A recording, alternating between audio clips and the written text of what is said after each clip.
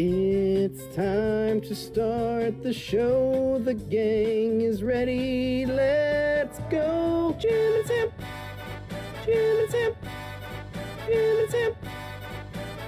It's happening, you guys. It's happening. Oh, my God. Oh, my God. I wish you all were here. I'm like getting the feeling of coming in the gym. I'm getting the feeling of coming at home. I'm getting the feeling of coming backstage when I pump up, when I pose out in front of 5,000 people. I get the same feeling. So I'm coming day and night.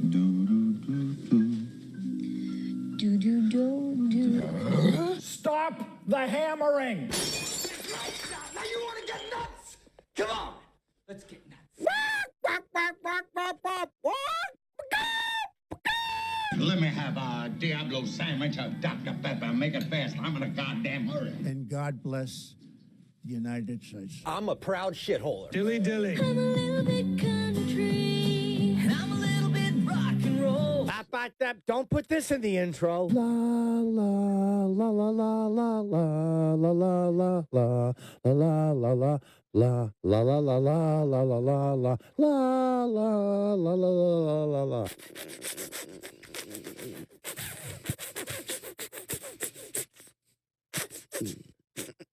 A penis? Where you get your haircut? Shocking, right?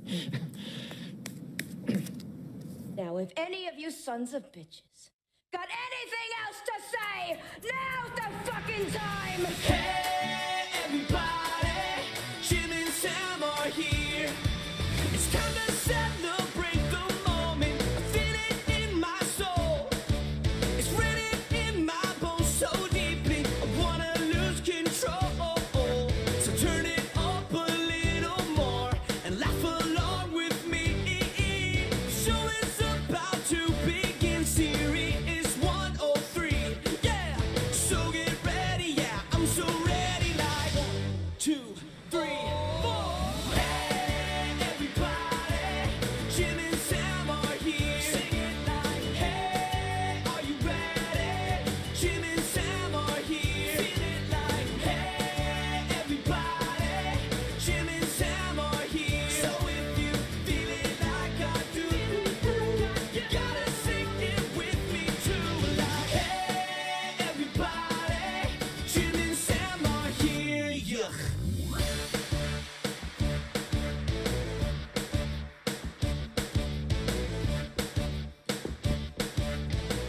Good morning. We're just enjoying some Twitter here in the studio. I barely made it back here in time to turn the mics on. That's good. You're just enjoying it with us, weren't I you? was. We're all enjoying it. Yep. You know, Travis was bragging. Sorry, Sam, about his. What did you say that the replay was going to be up? Yeah, I just got like 18 likes. It was pretty sweet. That's cool. Yeah. All right. we, Just on a throwaway thing. Sure. Yeah. Because on demand was messed up yesterday. Yeah. Oh, okay. Oh. Yeah, I got a lot of people tweet about that. Yeah, but it was a whole app issue. Like, Okay. there were no episodes for anybody. is it available. back now? Yes. Late last night it came back up. Good. Yeah. I like my hand position in our photos, Sam. Pushing me away. I love that photo. Did people know why you ended the show yesterday? Oh, it's just time to end it. It was just so funny. I walked in. I didn't make it for a dirty 30, but I was there for a funky 15. No. What? Yes. You might have been there for a fine 5. I think it was like 10:40. Flimsy 5. We have flimsy, much better. A flimsy Travis 5? said we had 8 minutes left, and then about 3 minutes later, you walked Oh, in. because of the breaks. Yeah, Well, yeah. So I flimsy 5. I walked in, and as soon as I opened the door, just way abruptly, like I mean, Mark Norman and Joe List and all of them were like, "What?" And Jim just goes, "Okay, we gotta go bye." Yep, they And all the had their plugs out. The show ends, and Jim looks at me and he goes, "Oh, I didn't know you were coming." And I was like, "No." And Jim goes, "Yeah, we ran out of things to talk about." And I said, "Jim, I don't think we just end when we're just run out of things to we talk were just about." done. We had nothing left to say. I was Yeah, like, "Guys, you get anything left?" They're like, "No." And so it was time to just, all right, we'll just go then. The minute that I walked, because technically I was in the room when you said, "Okay, goodbye." No, it was when you were outside. No, I was here. I saw you do it. Oh, okay. Yeah. So Now you probably saw the replay or the video. There was no video. That's the confusion of it all. Oh, okay. I mean, I do You think almost made it. No, I mean I did. Yeah, almost. But there was a communication error. Where was the traffic? You must have had some traffic. Yeah, because I got in the car. You see my tweet that I got in the car real quick. The driver was great. Got off the plane. First of all, it was annoying because the plane landed like right on time, but it could have landed early. But we were circling in the sky. We were circling the airport because, like you said on Friday, something I wasn't accounting for at first was the air traffic at LaGuardia. Terrible. I knew in Chicago it'd be fine because I was leaving at like 6:30 in the morning. But yeah, in New York, landing at 9:30, 9:40. They might have you. Wait a minute. And by the way, is this your traffic coming in? Right. So that's leading up towards the tunnel. Which way did your driver took? Just took the tunnel. Yeah, and there was also an issue. Did he use any fucking apps? I hate when they don't use an app, a directions app that has some kind of traffic in it. He used an app. He used Google. Google Maps? What a dope. Yeah, I thought we were going to be in for a great treat because he showed up. Like, he picked me up in our departures instead of arrivals, which is a good move. As I texted him as I was getting off the plane. He was there. I waited 30 seconds. The car pulled right up. He was right there. Yep. No problem. We got right in the car, ready to go. And then I looked at the traffic. And then I looked at what he was using, and it was Google Maps. And then at one point... Google Maps stinks. But what else? Waze is a little bit better. But I mean, it's the Midtown Tunnel. Like, how else? There's back streets where you can take. The guy who I usually use, he doesn't even like these apps. He just knows the back roads because he grew up in Queens. So he'll drop down and he'll take all these side streets, and you're making lefts behind warehouses. Yeah, 5 minutes later, you're at the tunnel. Yeah, I don't. It's just a better way to do it. You got in traffic. I don't think that we could have avoided the tunnel traffic that I tweeted out the photo of. But what we could have done is gotten through Midtown quicker. Because I was looking at the Waze app. You should have just told him. And I didn't want to do the whole Oh, I was like, hey, am I making it right here? The Waze is pretty good for traffic. I tell them that every time. I did it this morning. Just tell them nicely. Right. Yeah, I didn't care. But yeah, so I looked at the thing and it said what time I was going to get there, and then he made a couple turns and it went right to like 10 minutes later. And I was like, "Yep, well, there's that then." Yeah, it's one of those things where these back roads. That was 495, that picture you're talking about? I think so. Yeah, 495 is a main road into Long Island. It's a horrible fucking road. It's horrible. And it's the LIA, the Long Island Expressway. Yeah.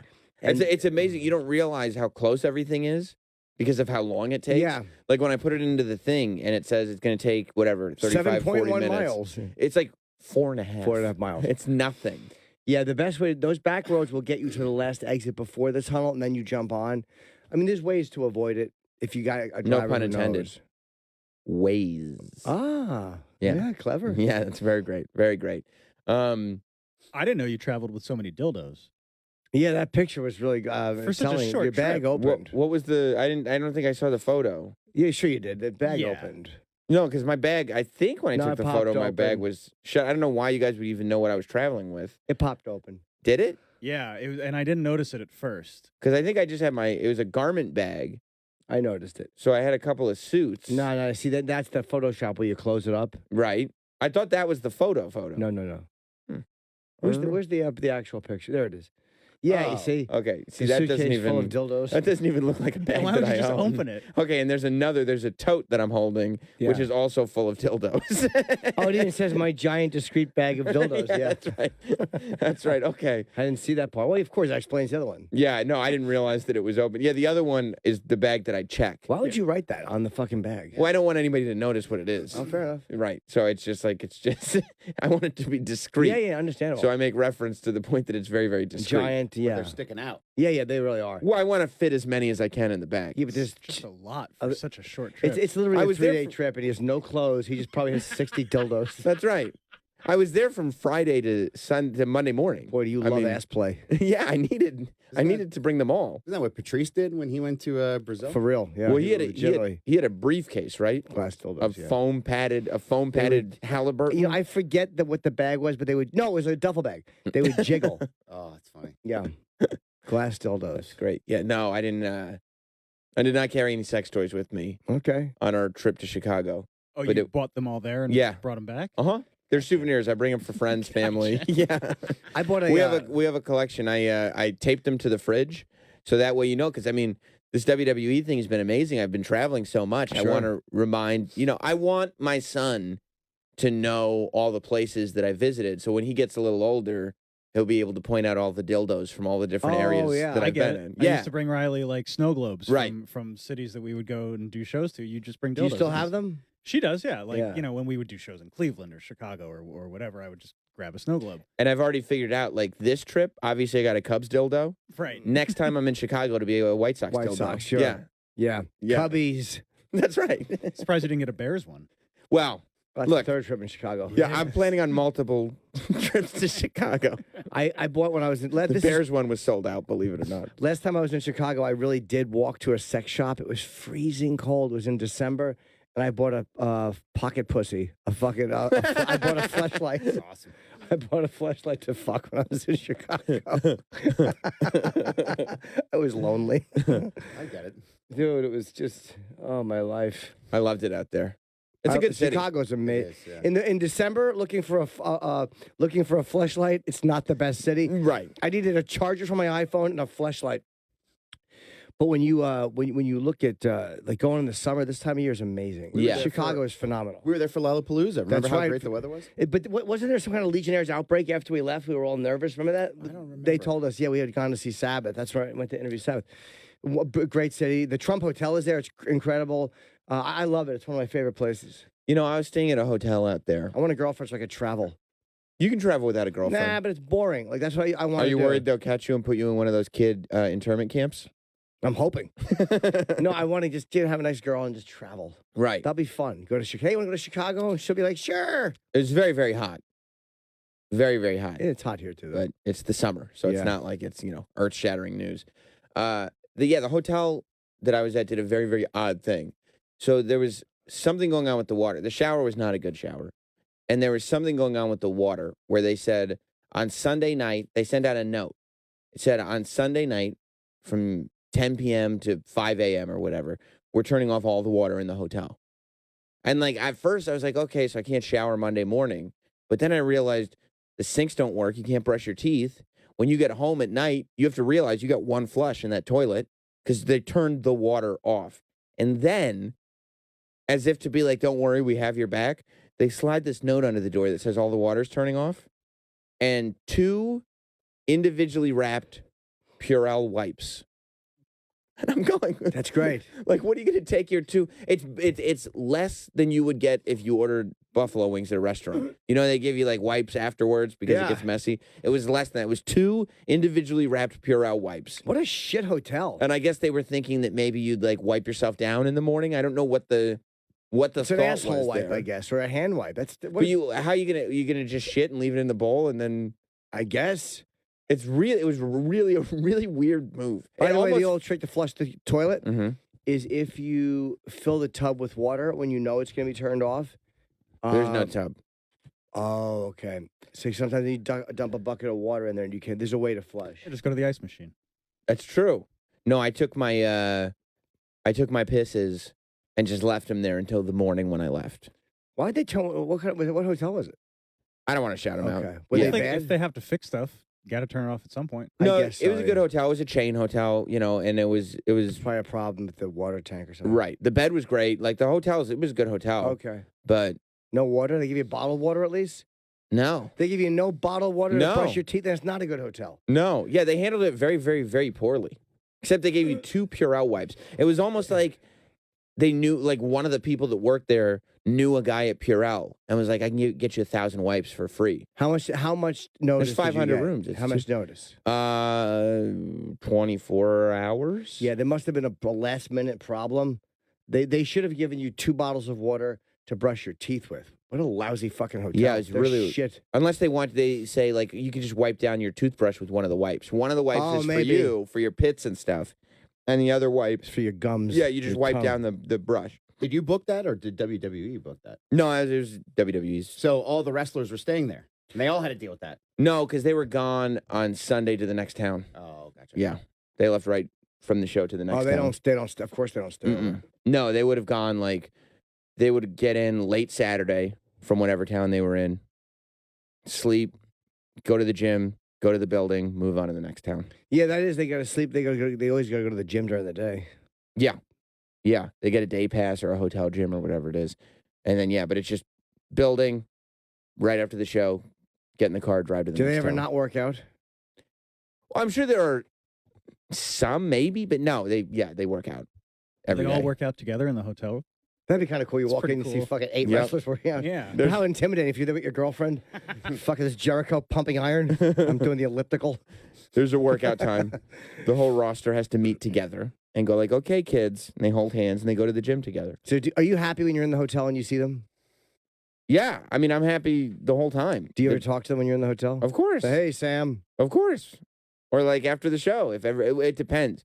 I mean, the fun weekends are the ones where they book out they'll book out a building for SummerSlam. They'll be in Brooklyn, right? And they'll do Saturday, Sunday, Monday, and Tuesday all at the Barclays, which means that You stay in the hotel. everybody's in town for the weekend. And then there's actually time to like hang out. Where does Vince stay? Vince doesn't stay at that hotel. Vince probably No. stays if there's a Four Seasons, a Ritz, a Peninsula. He probably stays in one of those. I would imagine. I have Like no a idea, suite but I in would. one of those. I would imagine. If they're staying in Brooklyn for like 4 or 5 days for SummerSlam, Yeah. Jim, you should have a party and invite them all. Yeah, that'd be cool. The whole entire roster. Well, I mean, they're going to be there. I guess so. Everyone wants to hang out with Jim. That's true. Yeah. You have to do it in the afternoon. Yeah, I we could do would. that. They're working And then at Sam night. could be like, "Hey, everybody." Who can we get over there? Jim and Sam are here.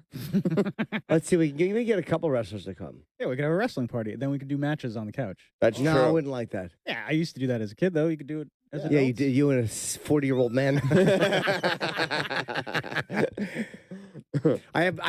No, because I'm getting my air conditioners fixed because both of my bedroom air conditioners quit yesterday. Oh no, Dude, it was- What do you have? Window units? I don't know. No. They're like the long ones in the wall, long rectangle Oh. ones. And it was 80 degrees on one and 79 degrees on the other. Just blowing warm air. Oh. So where'd you sleep? And my super came up and fixed one. He got there was an error message and he got it fit, and the other one is just atrocious. So I got someone coming today.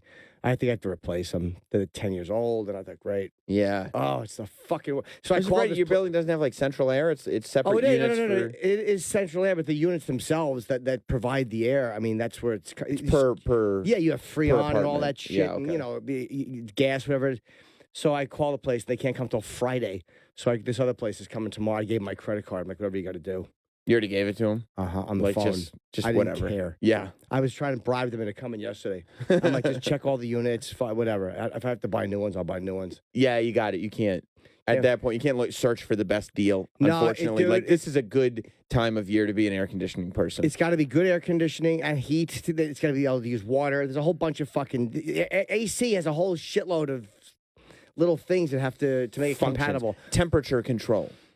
Yeah, I want it to be good though. You got to. You got to. What's worse than warm air conditioning? Oh my I have a god. lukewarm air. 79. I was like, oh, you cunt. You ever get to a hotel and you don't realize that it's a shitty hotel and you get into the room and you're like, oh, you just feel warm air coming from the vents and you're like, this is awful. The best is when you're in like Florida or a place like that and you walk into the hotel and you're like, God damn, I'm freezing. Yeah. Because they have it on high and it's like 66. Mm-hmm. And you can just turn it down to make, 72, whatever's comfortable. But all right, at least I have AC. It can be nice and ice cold when I sleep. Yeah. At least my building now, you can get AC. My old building, it was a Trump building. You couldn't get AC in the winter. It was like one of those single duct things. Right. So it sucked. At least this one you can. Yeah, the building that I lived in with Jess for a while, I told you it was one of those. It was an old building, but one like the super controlled the heat. Oh. We had to get like window units, air conditioning. Like we had a window unit in the bedroom and a window unit in the living room, but the super controlled the heat. And there were just a ton of people that had lived in that building for decades. Like they were all Sure. old people, so they were the ones. Oh, it's freezing. You got to turn the heat up. And so there were many times where it would just be awful. Like it's one of those things where the heat's going and it's the middle of winter and you have to crack a window. I would sleep with the window open. Yeah. I would always have to open the window and have a fan on, and it would be like literally 30 degrees out. And I would have, not that there would be any heat coming up. I just liked it cold in my room. Right. It's really great when you're in a hotel and you turn the AC on really high and then you leave for dinner or whatever.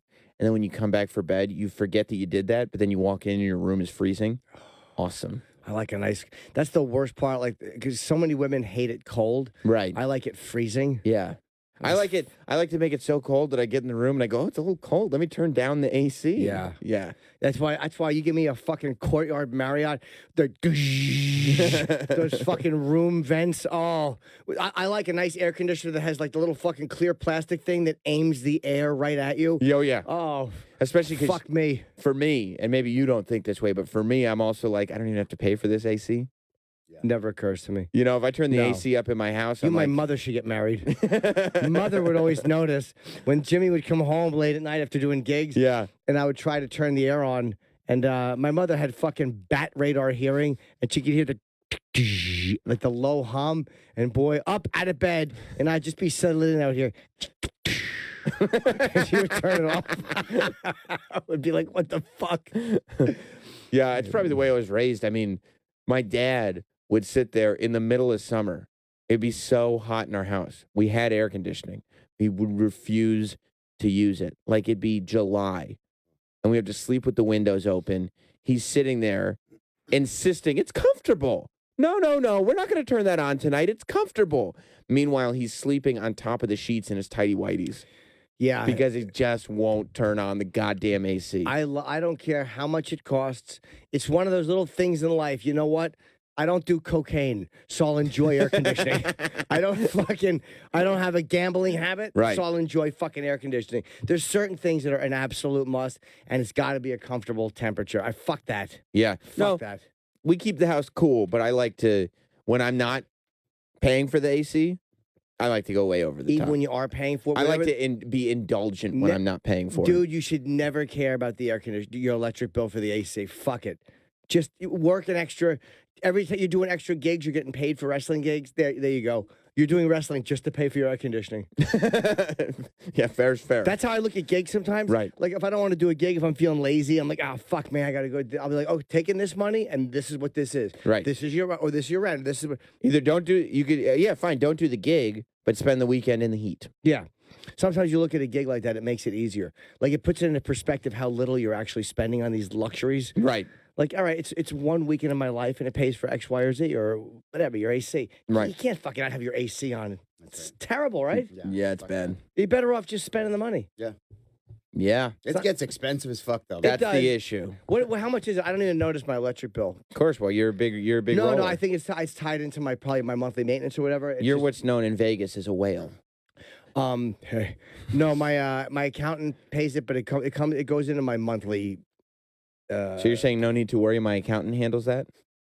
No, it's just I don't. It's only a couple of months a year for Right. AC. It's like we live in New York. It's like maybe it's June through September, Yeah. 4 months a year. That's and, what it is. They hit you hard for like, and it really only hurts for like 2 of those months. And in all honesty, I part of the reason might be because I'm gone a lot, and I'll keep it like 74, 75 when I'm gone. But when I'm gone, it's a comfortable temperature. But I'm not making it freezing. 'Cause I'm not there. right. Well, how much is your electric bill a Well, month? yeah, just like in a regular month, it's probably between $50 and $70, and then in the summer, it could be anywhere between $400 and $500. And Oh, that's wow. just Is an that big a apartment, difference? right? Yeah, it's Oh, just okay. it's just a little studio apartment. Wow. Yeah. All right, maybe it is more than I thought. Yeah. I got to cool a goddamn house. You know what I mean? Oh, Let's not get crazy. How much a month? I don't know yet. It just $400. takes care of that easily. Wow. Okay. Yeah, I mean, if it's that much to cover an Yeah. apartment, yeah. I yeah, mean, when for you sure. really think about it, though, it's like end of June, July, and most of August. And then you're good. Then you're fine. Yeah. I don't know how. Why don't I know what that is? I should know what that is, but I don't know. It's probably going into my monthly. My Yeah. monthly probably fluctuates. Well, financially too, you're very well off. Yeah. but I notice. very well I off. sign every check. I'm not stupid. I sign every check. I look at every bill. You're the type of guy who throws a party and buys fancy camping chairs. You know what I mean? Like, And then throws them away. We don't need these. we don't need these. Some things are just not cost effective. And keeping camping chair. But next weekend, I'm going to LA this weekend just to see my manager and just to get out of New York. Yeah. Since I try to ask certain women out to lunch and it just doesn't happen. So we'll. Who'd you ask out to lunch? Doesn't matter. Oh, no. Was it waitress girl?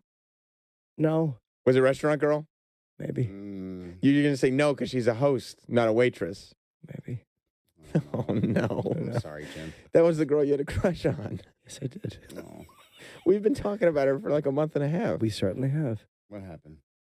No, nothing. Just chatting. Did you ask her to lunch? Not lunch, But dinner? but just food. So you left it general. Huh.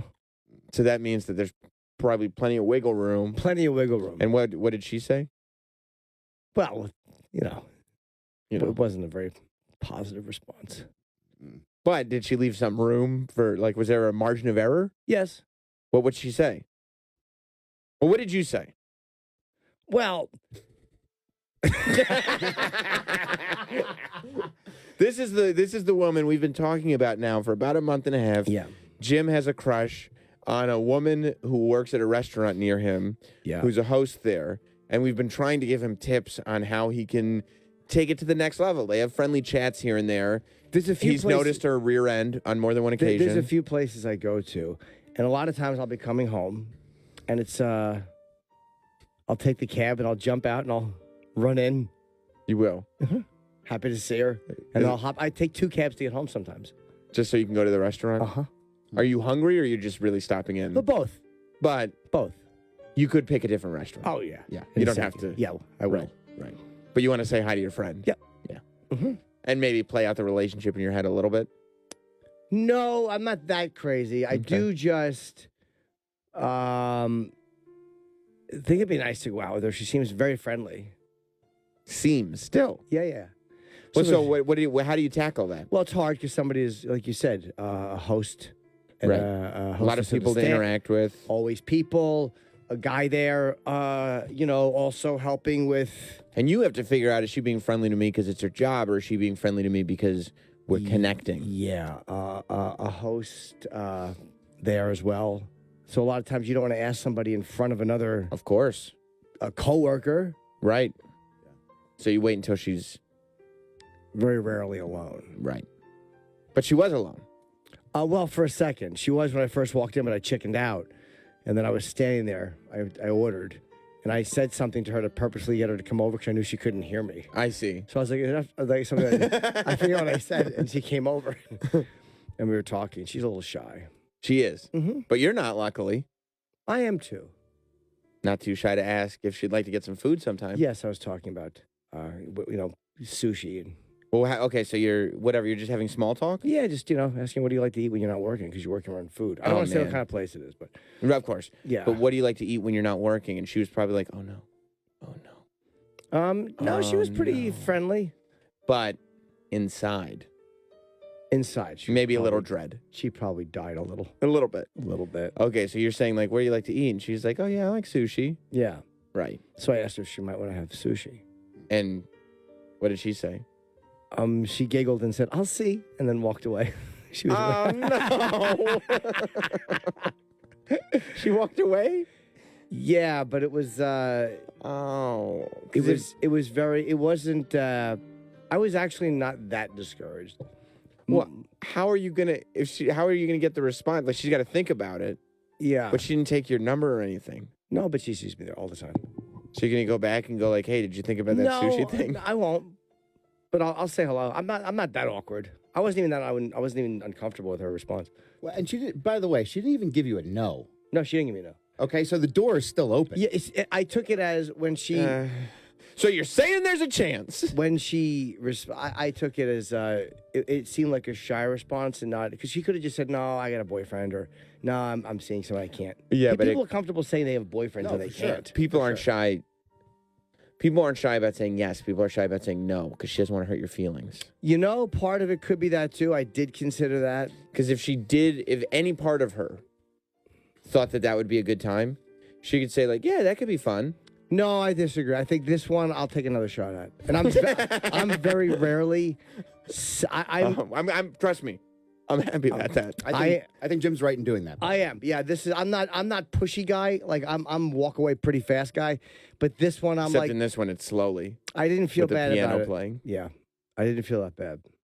Sometimes you just got to lay the groundwork. That's it. And then go in a couple times, have fun, be funny, kick Yeah. it, try to find middle ground. And then when you feel like that there's like a connection, then you go, That's right. hey, so what about that sushi? How long are you gonna wait? I'll ask her again in December. No, I'll do it again. I don't care. Yeah, Yeah, why not? Good for you. If she said no, she said no. I'm not gonna. but she didn't say no. That's right. No. It was a shy response. Something else happened, which I haven't said. I'll tell you off air. Nothing bad. She was taken away from the. Is No, something else I don't mean now. I mean another time I went in. that wasn't the most positive. No, it wasn't that. No. But I think she has people she works with that she doesn't want to seem a certain way in front of people that she is working Gotcha. with, or another host that she might be working Why with. don't you wait for her outside the restaurant until she gets off her shift? It couldn't be any less creepy. Me sitting there in a cab jerking off. Right. Over here. I love that move though. What's that? No, come here. I guess if you can't hear me. It was casual. Right. I was actually texting with my ex, telling her, what the fuck do I do? I'm so bad at that. Does she know who you are? I believe so. Next time wear a Jim Norton T-shirt. But I had one. I mean, next time. I had one with, you know the shirt I wear that says Jim, and then in quotes I'll put funny guy, and I'll put the arrow up to me? Right. I wear that one. No, but I think her coworker did, and she kind of, That's a good thing. Yeah. it can be, not always. You just don't, because sometimes the Google results are not your friend. They're never my friend. Right. No, not at all. Like in the moment, it's probably a good thing because it's like, Yeah. oh yeah, he's You know when well Google known. results are my friend? Tell If you do me. trans porn for a living, or if you're a fucking massage therapist who wouldn't mind, who wouldn't mind with a... Have you ever gone with in with friends? No. We doesn't have any. No, I mean, yeah, Jim Is has the friends. issue. I would go in with if Jim's like, hey, come have lunch with me or dinner with me. I'd go in with him. Or even find a girl that's in the city that's really pretty and go have lunch with her there. You should go with Troy. And then because it would make me really laugh if she started, like, you notice, she's like, why is she looking at Troy so much? Yeah, Troy, you can't be charming. Take Troy. Let me explain something to you. Yeah. I'm trying to think of who I would go with You before would I have to go go with with Bobo. You know how great I'd look? Exactly. Especially if I introduced him as my mentor. My mentor, Chauncey Gardner. Or you like to help out special needs kids? No, that's what Bobo would say. She'd Yeah, like, "Oh, exactly. cool. Funny she fucked him. No, I would not be taking Troy in. I would set you up. I'd make you look No, good. I don't Wouldn't be a think. good I don't idea. think Troy would cock block. No, I don't think so either. On Never. purpose. I'll tell you, Troy's cock block would be the tattoo peeking out. That would be the cock block, but he wouldn't mean to. No, exactly. I 100% agree By a with you. relative comparison, she would be like, "Why would I do this when that is there?" Right. And plus, when I was going to ask you yesterday, there's a fucking muscular guy around. I was like, God damn it, another customer. Right. You don't need that. I don't. You don't need it. You don't need a basis of comparison. No. It doesn't help. Let me go to Chris on Long Island. What's up, Chris? Hey guys, Jimmy, you killed it in Connecticut this weekend, pal. Thank you, man. Vinny's new room is really good. It's brand new. It's a few weeks old, but you support that club in Bridgeport. It's a great club. Yeah, good job, buddy. Thank you. I wanted to see if you prefaced the date that you asked the girl out with the same conditions as the Pete Davidson wedding. You know, I don't know where Pete's... is this Chris, the teacher? Yeah. Oh, hey, buddy. I don't know where Pete's wedding is going to be yet, but I would actually I preface that, but I would probably just refer her to the break. I wouldn't say it to her. I'd be like, yeah, we talked about this, and then she would hear it and go, oh, I got to eat ass and suck dick if I want to go. But part of the conversation wasn't like, would you ever want to get sushi? And if we get sushi, you're going to fuck. Yeah. Did you say that or? No. Okay. But I was humming. I'm going to start humming Ariana Grande songs. Or Grande. How do you say her last name? Grande. Grande, thank you. Yeah. Why don't you take Roland to lunch? Yeah, I make you look good, guys. I make you look good. You know what? Roland Mhm. would be good, though, because he knows so much about foodie. Food. And yeah, Roland's a good conversationalist. Because he's out there with those publicists, keeping them busy. He's a good talker. Well,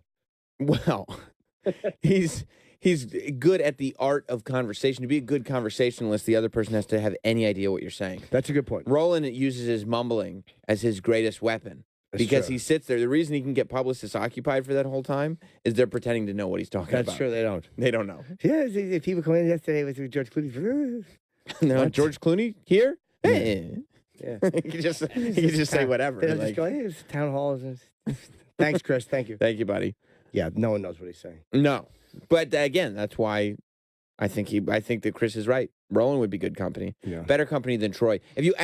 Troy would be good company if you just wanted to go have dinner with somebody. Sure, great time. We had lunch on Friday, but or if I was established in a relationship, Right. I'd go with Troy. right. What about just? I'm sure you have hot girl / friends like Mary That- Jean. Going with Mary Jean. You know, Mary Jean would get jealous.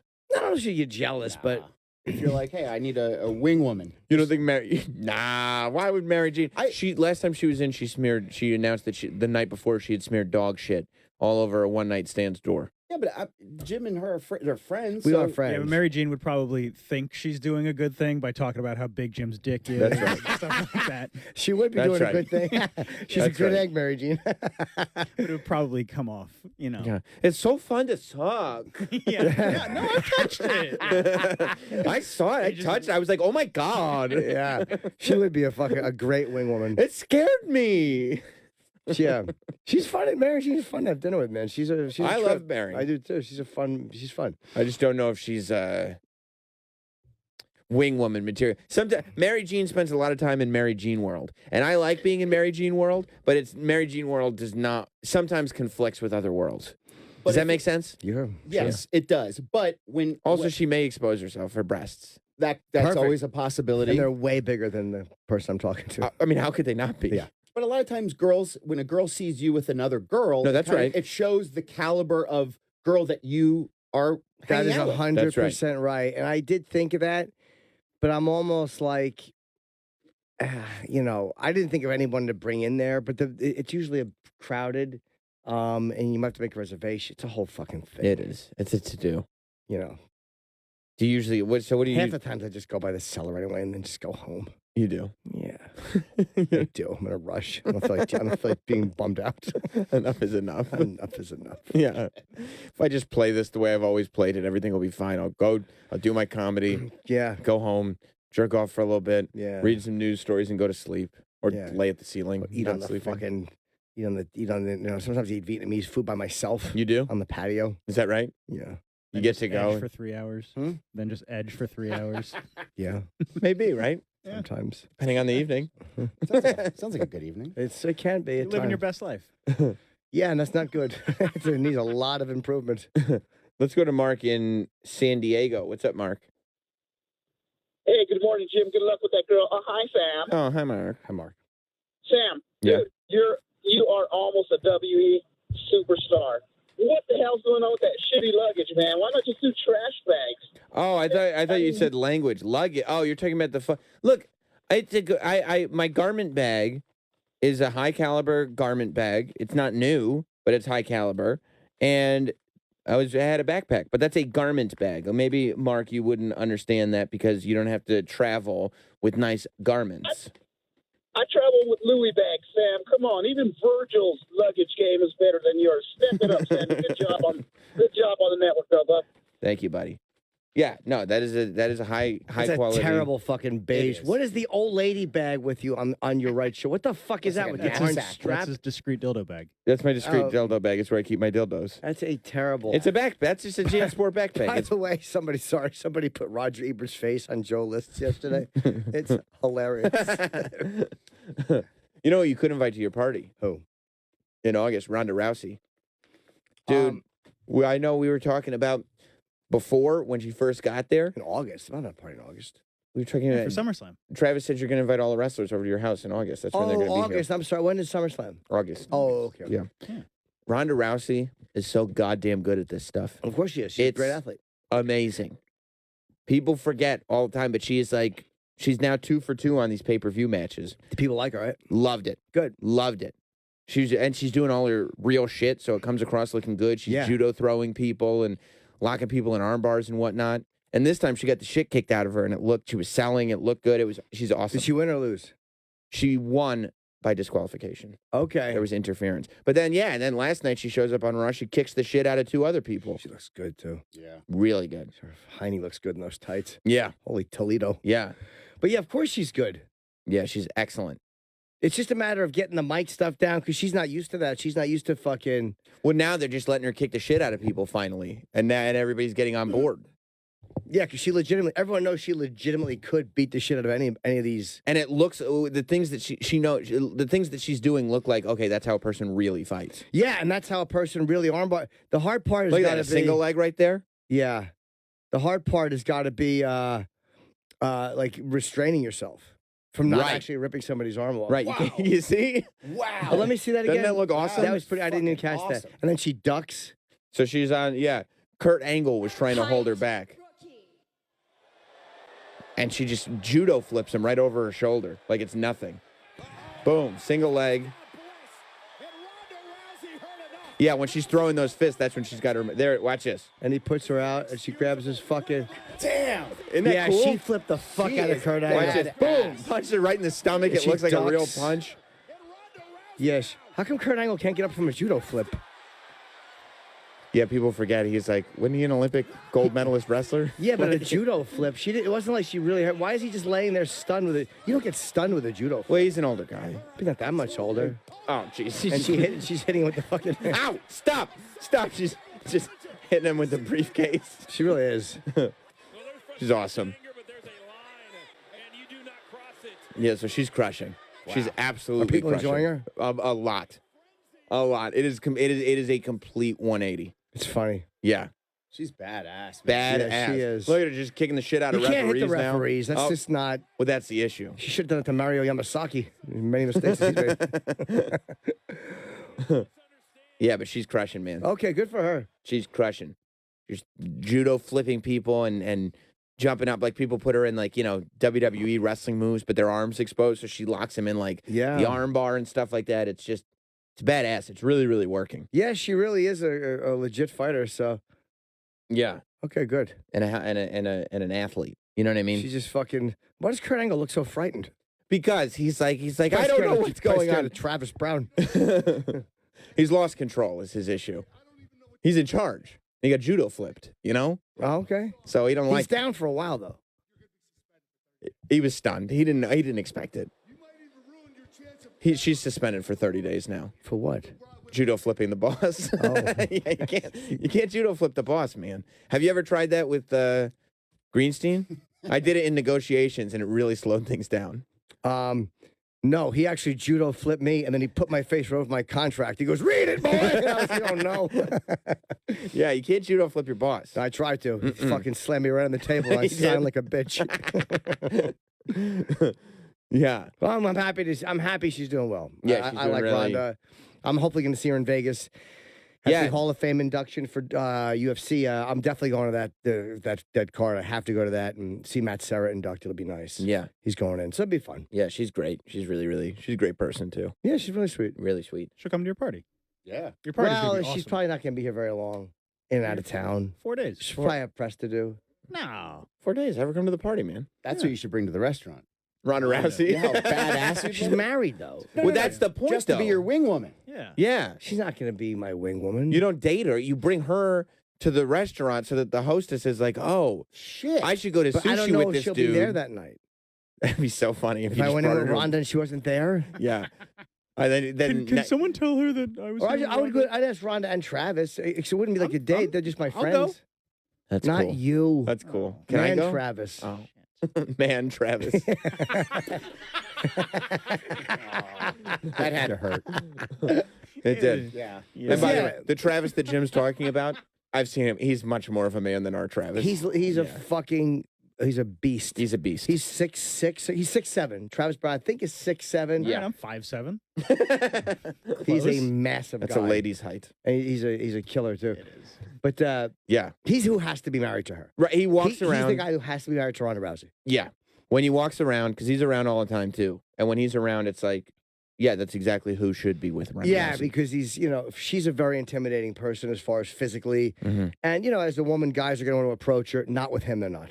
I don't know. You don't think she just is looking for a nice guy that's kind of totally the opposite? That's what people tell ourselves. Yeah, But they- she's looking for a nice guy who's not the totally opposite. He's Right. a nice guy, but, Because she needs a nice guy who could also defend her, yeah, right? who could throw a front kick to your chest and Exactly literally right. break your ribs, crack your fucking your breastbone. Yeah. So yeah, maybe I'll invite them together because I don't want it to seem like I think people I'm trying to think I'm dating. She's No, a no, married no. woman, so maybe I'll invite them together. These are my friends, And that would be fine too, I think. but they're not my friends. Like, absolutely. Rhonda knows me and she Right. likes me, but I'm just my friend. But see if she'll do a solid. And And then, Travis has only met me once. Maybe I'll have Matt Serra ask. yeah, have Matt Sarah ask. And then if the girl's not there, have one of the, servers take a photo of all you guys at the table Yeah. together. And then next time you go in, be like, "Oh, I missed you last time. See, I was here." And then you show her the photo. Oh, And there's Ronda Rousey. Yeah. That's badass. I could do that. We're trying to help you out here, buddy. No, you're right. You're right. Troy, don't you think it's cool if somebody, if you see somebody, you're like, oh, they hang out with Ronda Rousey, they must be cool. I would think that was pretty But awesome. Ronda doesn't. I don't think Ronda would do it. No. Calling No. a solid. I think you could call it a solid. You got some juice. And if Not you, that kind of juice. but if you say it this way, like, I need a solid. I need you to do me a solid. Exactly. There's a restaurant I want to go to. I need an hour of your time. Try to fuck this broad, Ronda. Yeah, you're trying to bang this broad, Ronda. Help me out. How many times I ask you, help me out? Italian broad won't go out with men with no chins. Yeah, I don't see how it could go wrong. All right, yeah, I just need her help. That's all. I need a solid. Yeah. Ask her, and if you don't But it get doesn't her, have to be Ronda. It could be anybody. Since it's not a date, she's just a friend. It could be anybody. It doesn't have to be Ronda. It could be anybody. but Ronda's like a big. Yeah, preferably somebody that she'd be like, oh shit, you know Exactly. who that guy is with? Everybody knows who Ronda Rousey How about is. Obama? Yep, that would work. I mean, can you reach out to Obama and ask for a solid? Mark Barron could. Hey, look, my friend is trying to hook up with this girl. could you come into the restaurant with him? That's true. That's true. Or if you can't get Obama, you could get the guy who did Mark Maron's podcast the week after Obama. Remember who that was? Yes, I do. Who was it? I don't want to say his name. It was Rich Voss. Which is probably the best that Jim could do at this point. Yep. But still, that's not even bad. No. You're going with another guy and be funny. Both I you mean, guys are just. Rich it's wouldn't. pretty bad going in with Voss. Rich wouldn't be funny. He'd use me as the butt of the. Rich is such a hunk of Rich. Although Rich is actually a surprisingly good Wingman? Yeah. But no, he just can't help himself sometimes. No, you got to go in with somebody with clout. Like him and Bob Kelly, I couldn't do together because they would inevitably turn on me. They would. They would turn on me. They wouldn't be able to help themselves. They go in with the best of intentions. I would order shrimp, and Bob goes, "Yeah, just bring him 6 of the things that look like him." Right. And him and Voss would laugh, and then she'd laugh. And here's the problem. You know you're going to order shrimp. I remember one of my girlfriends years ago knew Bobby, and she walked into the comedy cellar, and she asked Bobby and Voss, "What should I get Jim for Christmas?" And Jim said, and Bobby said, "How about a turtle suit?" And they laughed at me, and she laughed at me. She did too? Oh, did she had a good chuckle? She did. Yeah. Yeah, you don't need that. No. You don't need that. No. I'd say go for Ronda Rousey or Obama. Yeah, somebody. Calling a favor for Bob from Bob. Bob. Oh, Bob. No, What about Bob or maybe Marty? Whew, Marty would be a good. I doubt she'd know who Marty is. Oh, She yeah. might, though. I don't know what kind of movies she watches. Bob, everybody would know, but no, I wouldn't risk that. Is she a younger woman? Cute question. Travis. No, she's 43. Yeah, she's probably in her 30s. Why don't you bring Kevin Hart? Kevin would be a real. Oh, no. She'd like Kevin Hart way better than you. Although. Maybe not. Kevin wouldn't. No, but Kevin, I don't know if Kevin would have the time to do it. If I asked him for a solid in advance, maybe Kevin would do it. You know what you do? Call it Pete Davidson. Be like, I need to borrow your fiance. That's a good idea. No, because everybody knows they're dating. I'd want them to. I wouldn't be comfortable. I don't know Ariana Grande. What am I going to say to her? Then go with Pete. Tell Pete stories. Go, Go, with, have Pete go with there. both of them. I'd want Pete there. Go with Yeah, both go of them. with both of them. Yes, I'd have Pete there, and I would say to her, like, 'cause then she'd be like, well, there should be a fourth person dining. All right, sit down with us. You know Ariana Grande? Bring Pete. Talk about the wedding. Say you need a date for the wedding. Oh, my God. And then let her know. And she goes like, yeah, I'd love to go to that. And then you tell her, just so you know, Giving you a heads up. if you do go to the wedding with me. I wouldn't put that little asterisk. on You're it. going to fuck. No, I wouldn't say that. I wouldn't. You I would wouldn't not say- use that moment? No, and Okay. I also wouldn't ask Bob because he wouldn't go, and even on the 1 in 500,000 chance that he would, I don't want to burn a Bob favor. Why don't you bring me? You don't think I would help you? By relative comparison, yes. Yes, I think you would. She'd be like, Jim is not that great looking. Right. You know. But this is what other dudes look like. No, I'd bring you. Sure, why not? Yeah, I might sabotage, though. You might. I might. There's a chance. There's a chance I may sabotage. Yeah, Kevin's a good one because Kevin. Everyone knows Kevin. He's Or Pete and Ariana would be really, really but good. I don't. Pete, I would go with, but I'm not going to say Ariana. Bring Amy. Oh, Oh. that's a good one. That's a good And that's feasible. That's a real good one. That's a heavy hitter. Yeah, oh yeah. You think? Heavy Well, hitter. Because if that girl doesn't know her, somebody else there will be like, oh, No. shit. That girl's going to know her. I know, most likely, yes. Girls in their 20s love Amy Schumer. I'll be honest. There's this place I go to, a diner I go to, and I saw Louis. We had lunch. Louis Beans? Yes, and it was good to We were trying to figure out. It was a Sunday. We were trying to figure out a place. Let's just go to this diner. And he goes, "Fuck it," because he wanted to everything for brunch on Sunday. There's an hour wait, so we go to this place. And ever since then, every time I go back, they couldn't be nicer to me. Right. Exactly. They couldn't be nicer. Case and point. Right. Now you show up with Amy Schumer. Be like, I've known her for years. Right. No, but then watch this girl go, "What the fuck you bringing her for? I'm a Trump supporter." The girl will hate me. I don't know what the girl's politics are. Yeah, I didn't know you were alt-right. I didn't realize. Yeah. Mike in New York. What's going on, Mike? You guys just stole my thunder. I was going to say you got to bring Amy. I wouldn't. No, if I'm ever going to call, if I'm ever going to ask Amy for anything, right, it would be, could you introduce me to Jennifer Lawrence? There's, like to date, just to meet her. Not a date her. She wouldn't date me. No, I was going to say that. I wish I would have went to the wedding though. She was there by herself. I'm so fucking stupid. I came in here. What do you want to meet Jennifer Lawrence for? Possibly date her. You're not dating Jennifer. Why not? She might find me quirky and enjoyable. Nobody finds you quirky or enjoyable. Everyone in this room does. Troy, quirky and enjoyable? And adorable. I'm sorry. I spoke out of turn. Yeah, she is cute, Jennifer. God damn, she's pretty. But no, yeah. I don't want to bring in somebody that it's too much of a distraction, and you're also. What? I like that you're going to save your favor for possibly dating Jennifer. Yeah, that way maybe you can date Jennifer Lawrence. That's smart. Yeah. At least we're living in reality. That I appreciate that. Yeah, I think that's the right thing to do. I don't disagree. Mm-hmm. But yeah, no, I don't want to ask you. I feel bad asking my friends. Why? Amy would probably love it. Yeah, Amy would have a good time. No, people would. No, I don't think so. Why?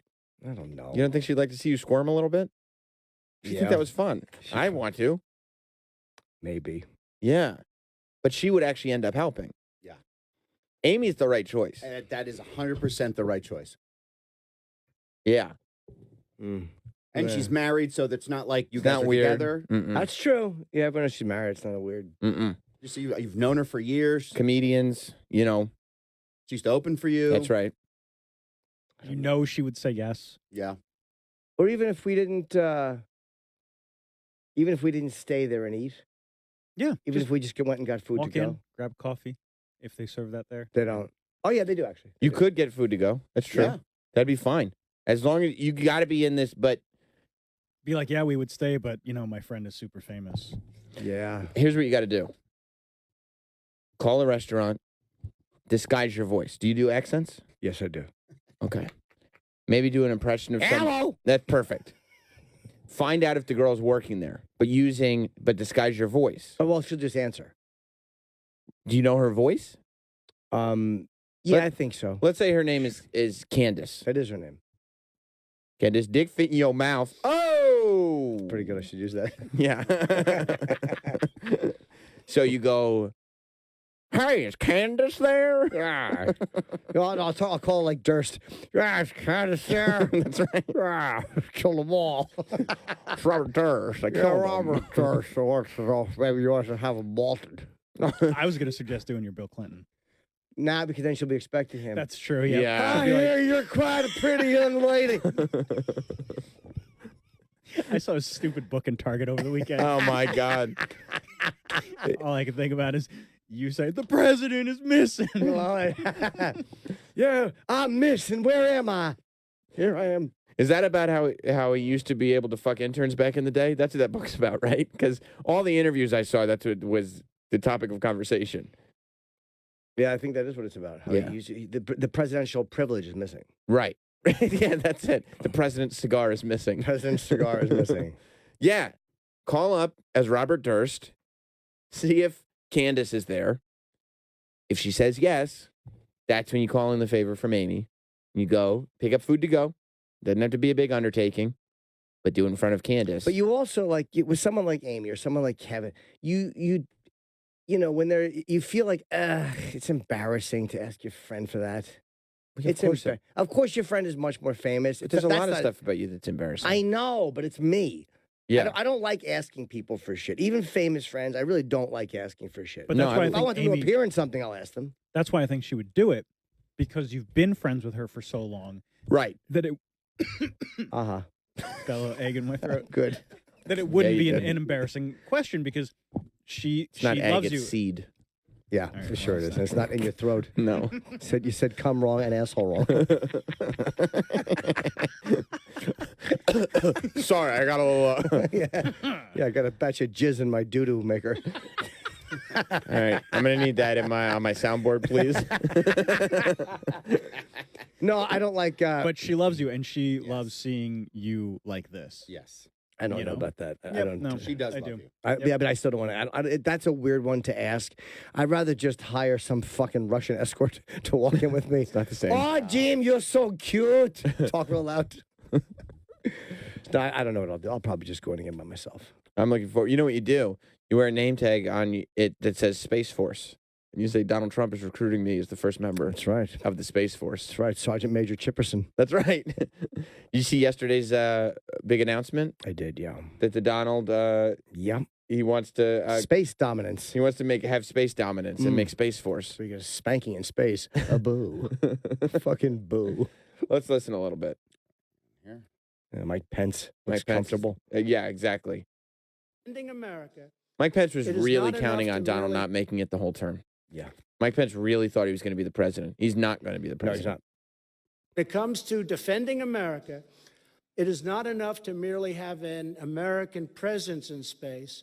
We must have American dominance in space. Yeah. So important. Very importantly, I'm hereby directing the Department of Defense and Pentagon to immediately begin the process necessary to establish a Space Force as the sixth branch of the armed forces. That's a big statement. That's right. We are going to have the Air Force and we are going to have the Space Force. Separate but equal. It is going to be something so important. General Dunford. Separate but if you equal, would Jim. carry that It's as- going to be good. You know, every time anything's been labeled separate but equal, success. Always good. Yeah. Separate but equal is always good. That's Nothing right. to do with Brown versus Board of Education. No, that wouldn't come up. He wouldn't have brought that. No. Nobody's mind goes there. And isn't this what Reagan and them even said with Star Wars that they're not going to do?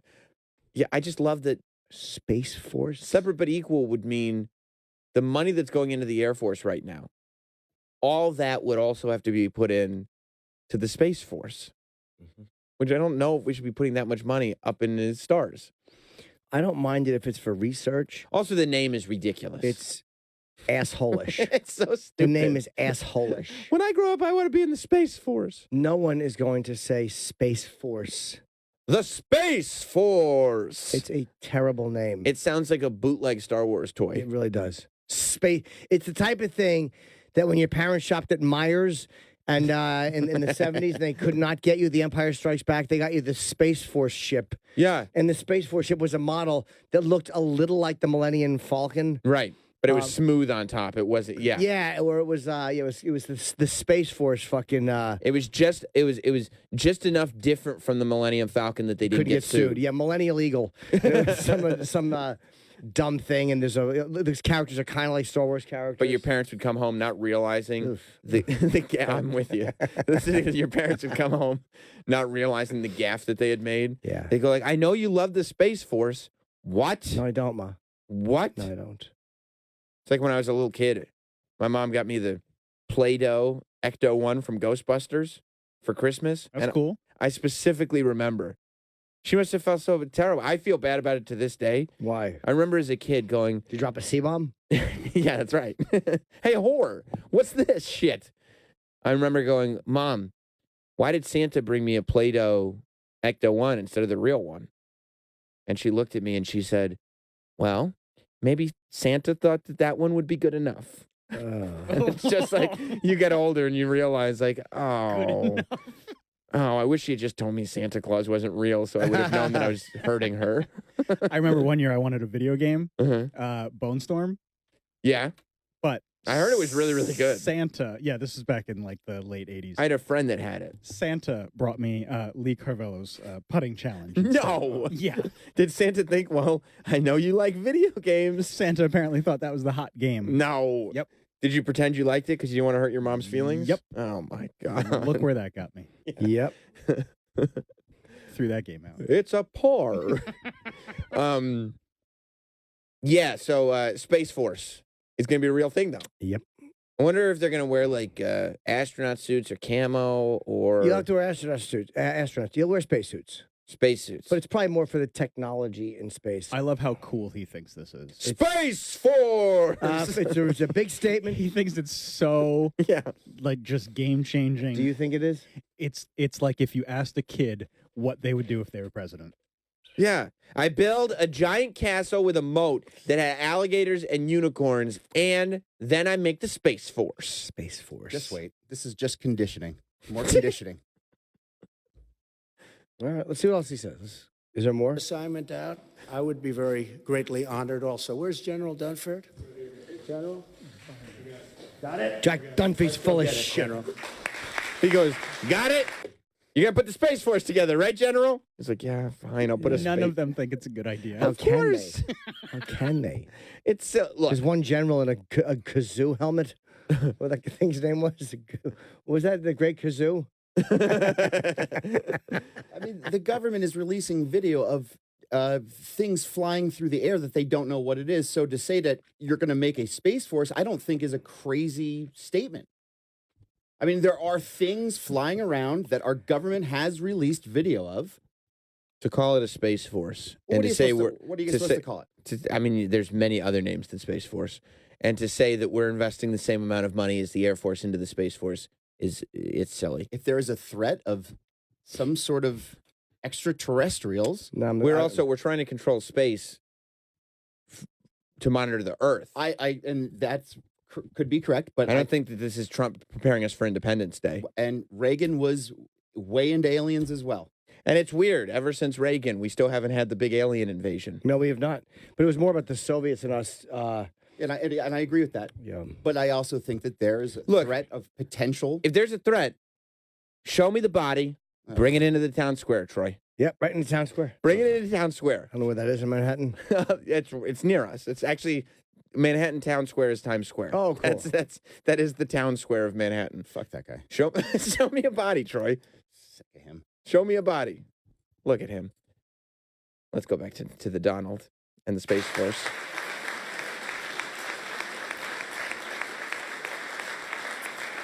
We're all clapping. But that's the importance that we give it. We're going to have the Space Force. Oh, no. Oh, no. Can I hear that again? Oh, no. You know what he realized? Oh, no. He was sitting there one day, and he goes, wait a minute. I'm commander-in-chief of the military? Oh, no. And they're like, yes, you're the president. And he goes, so, if I started the Space Force, would I be the commander of the Space Force? And they're like, well, yeah, I guess so. We're doing it! I don't like the way he just said that. So, we're going to make the Space Force. Can we hear this again? You don't like that half-second pause? No, I don't. At all. But that's the importance that we give it. We're going to have the Space Force. 1 year ago, I revived the He really does National think it's the Space 60s. Oh, my God, the Space Force. That's terrible. Look, people are going to want to join the Space Force. I'm sure of it. Oh, yeah. Would you join the Space Force, Troy? Fuck yeah. Fuck these aliens, right? Let's fuck them up. It's true. You know who else would join the Space Force? Who? Fucking take a guess. That's right. I revived the National Space Council and put exactly the right man in charge, and that's our friend, Mike Pence. Feels very strongly about it. Oh, my God. Mike Pence is Mike Pence, he shows up to this gig going like, okay, this Trump is a disaster. He'll never make it a full term. I'm going to get to be president. It's clear to him now. And I think, I don't know. I remember if you said it. I know I said it. We might have both said it, that Trump would not make it a full term. He's definitely making it a full term. I wouldn't be surprised if he gets another one after I think this. he's going to get another one. But Mike Pence, who went in thinking like, I'm going to be the president, instead, the consolation prize is you get to be in charge of the Space Force. And he's the guy you want in charge of the Space Force. That's right. Mike Pence. Right. No gays in space. Yeah. No gays in space. And we can't have trans people in the Space And let's Force. stop calling it docking. And in December, I signed a historic... How can a religious guy be a part of the Space Force? And historic. Yeah. Right? Does that mean you have to go through heaven to get to space? I don't know. Because Space Force has to be very scientific. Yeah. That's the guy you want. Space Force. Yep. And historic, by the way, not ahistoric. A historic. And historic. An historic. No, you're right about that. There should be an N. Of course. I had a problem here. Go on now. Not operator. This one actually looks a little like operator. No, error. it is not. You see that thing Yeah. spinning? Let's get That's the true. Space Force on it. I'm hitting play. Maybe scroll back just a little bit. Feels very strongly about this. And in December, I signed a historic directive that will return Americans to the moon for the first time since 1972, if you can believe that. Whoa. We don't need to go to the moon. We already were there. There's nothing there but a bunch of dickhead rocks. Yeah. Plus, Elon Musk is already doing this. Yeah, what? I don't mind Trump spending money to go to Mars. Mars is where the mission should be. You think he should do a mission to Mars? That is the next step of branching out. But maybe Obama started that. I don't know. It's a long mission, but that's what we should be concentrating on is branching out. Maybe there's a layover on the moon.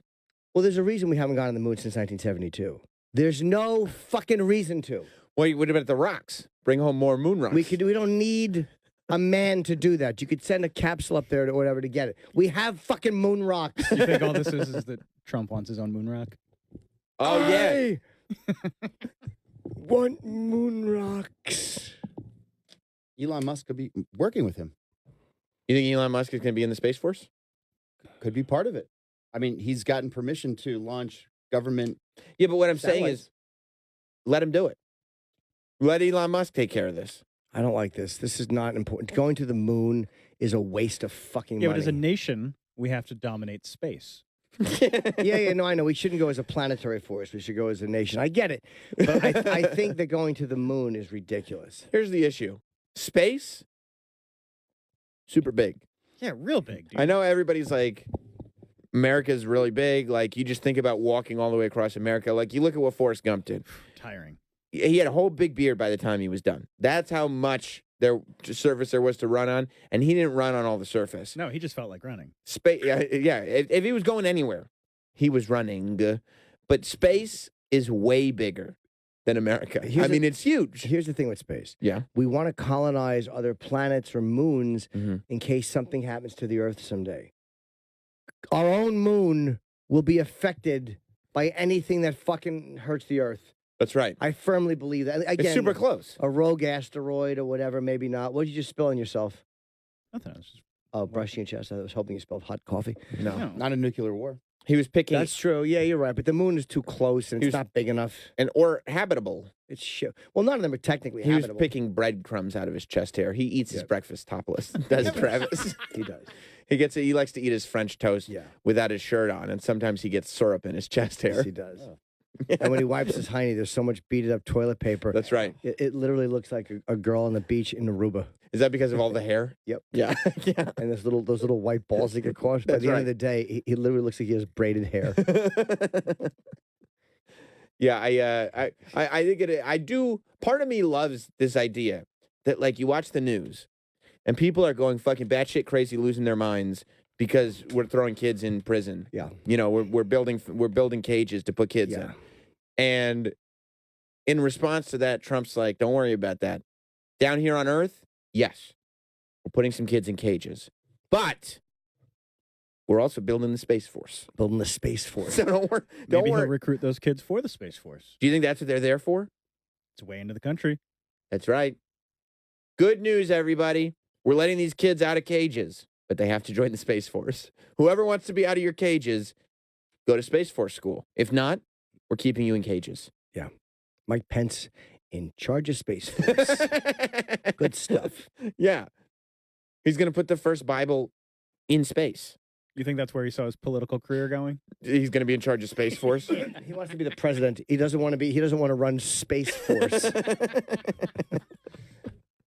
He does not want to run Space Force. I wonder if Pence re-ups. I guess he will, for this next term. Sure he will. I think it would look so bad for the party if he didn't. Well, unless he retired from politics. How old is Pence? Not old enough to Yeah, retire. he's not that old. He went to school with Woody Harrelson. Yeah. Oh, Yes. that's right. Yeah. They were friends, right? No, he just looks old. He's a lot younger than Trump. Is he? 59. Yeah. He's not going anywhere. He's 59? Wow, okay. Looks like shit. All right. Yeah, I don't think. I feel bad for all the military people, too. Why? It's The like guys who are career military men that are now going to be sending people to the moon? Space Force people. What branch of military are you? Navy? No. What are you, Army? No. Nope, not Army. The other one. Air Force? Mm-mm. Close, getting closer. Uh-huh. You're not Coast Guard, are you? Yeah, no, I'm not. Not Coast Guard. Well, what's the Space Force? Space Force. Space Force. That's how they would say it. Space Force. I don't know why you think that's so crazy. I'm in the Space Force. Because the first time we're going to the moon in 46 years, there's a reason we haven't gone to the moon. Because there's alien bases there. Oh.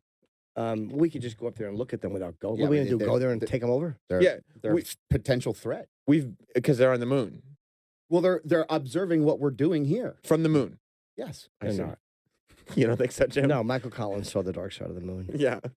Yeah, I don't think there's aliens on the moon either. No. You don't know. You've never been there.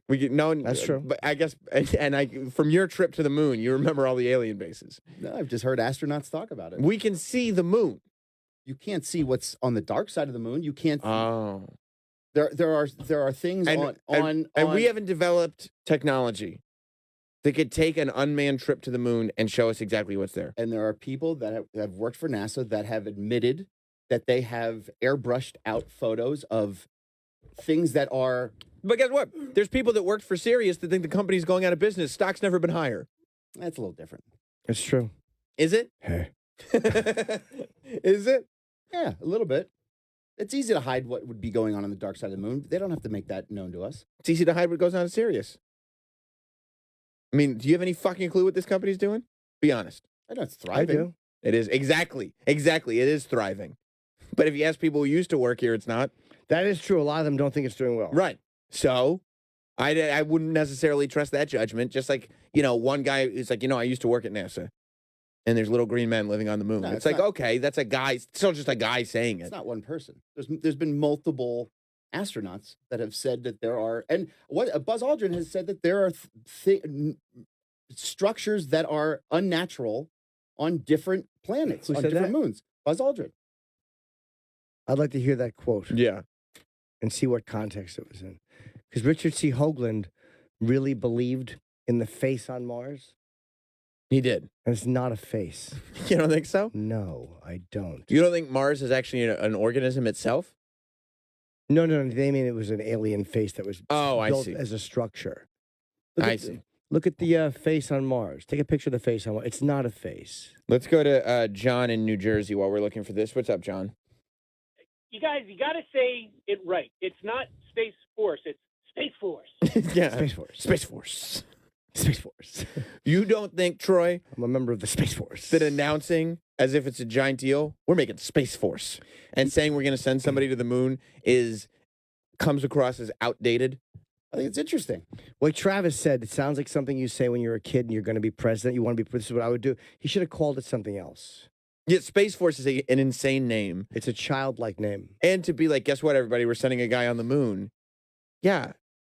We had that technology 50 years ago. Like, what else are we going to do? There's nothing on the moon. It's a fucking a rocky shithole. Well, That's right. Obviously, there's an agenda. I don't think he would just be like. I don't think everybody behind him would be like, yeah, let's just fuck it. Sure, Let's they just would. do it. They would. No, none of them are going to say no to him because he'll call you out in front of everybody. Yeah. Mike Pence. You think Mike Pence wants to serve the Lord? He doesn't want to go to the fucking moon. There used to be a bunch of people that would call Trump out on his shit. You know what happened to him? They all got fired. Yeah. There's been tons of firings. Okay. I think there's an agenda, and he's just not being known yet. Space Force agenda? Yeah, I do. Space Force agenda! And it's getting us conditioned. That's right. Every little thing is just getting us conditioned. That's right. And if they were going to, how come if they wanted to condition us, they picked a time when everybody was worried about kids being locked up in cages to announce Space Force? Don't you think that maybe they could have taken a moment where it's a little bit more positive? It's literally the day after all the kids get locked up in cages that they announce Space Force. Timing's not great. I will agree with that. Okay. we should break. I want to eat something. I got this video for you guys. Yeah, I want to hear the right. Buzz Aldrin evidence. All Don't right, make we'll Troy watch look this. like a fool. All right. Thank you. That's not fair. Sorry, Troy. Habitation on the moon. We can visit other people with their habitation.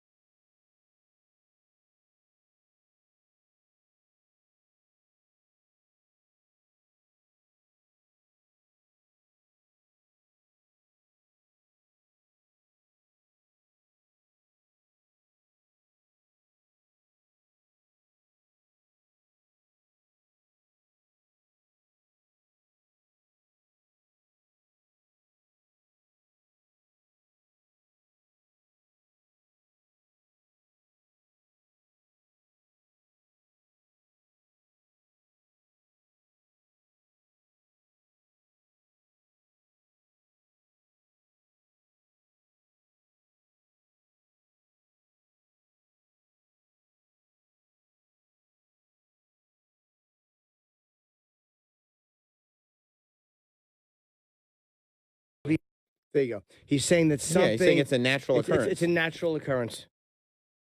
He's saying The universe or God. Yeah, that's specifically not.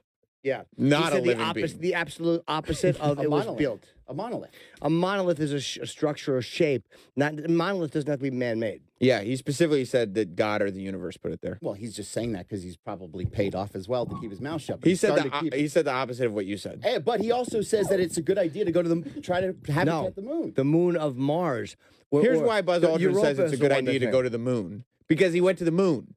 That'd be like me saying it's a good idea. Radio should be the #1 thing on everybody's mind. Because I'm the guy on the radio. No, he's not saying go to the moon, though. He's not saying go to our moon. First time he did. Yes, it was talking about going to the... Of course Buzz Aldrin thinks we should all be in space. Let me see the beginning. He's a maniac for space. He's saying go to places we haven't been before. Let's see.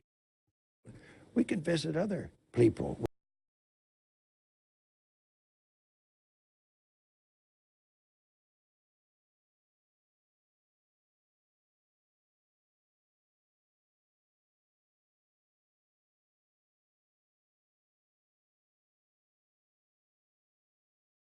No, he's saying for us to make such gross expenditures, we should identify why. We should have a reason to do it. But it's also not shocking that Buzz Aldrin wants us to go to the moon. Yeah, I don't think he does. I think he wants us to go to the moon around fucking Jupiter's moon. I think it's called Europa. That's what they're saying is. I think the government should invest billions of dollars in satellite radio.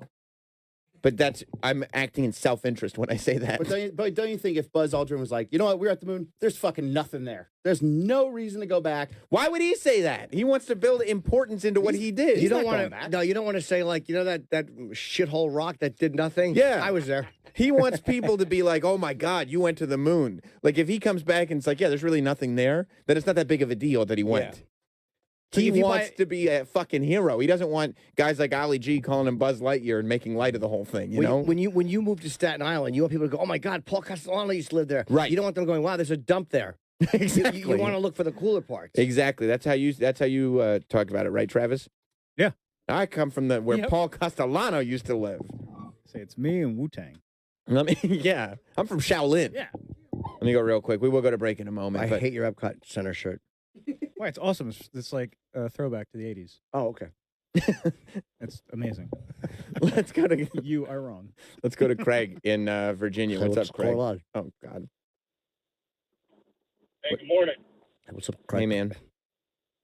Hey, just wondering, as a leader, as stupid as he may be, he is putting a target out there. Was Kennedy just as dumb saying we're going to the moon?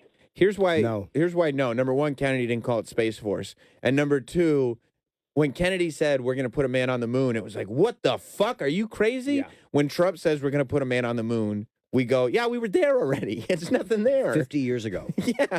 It's old news, man. Air Force. Your phone's cutting out, man. I'll tell you this.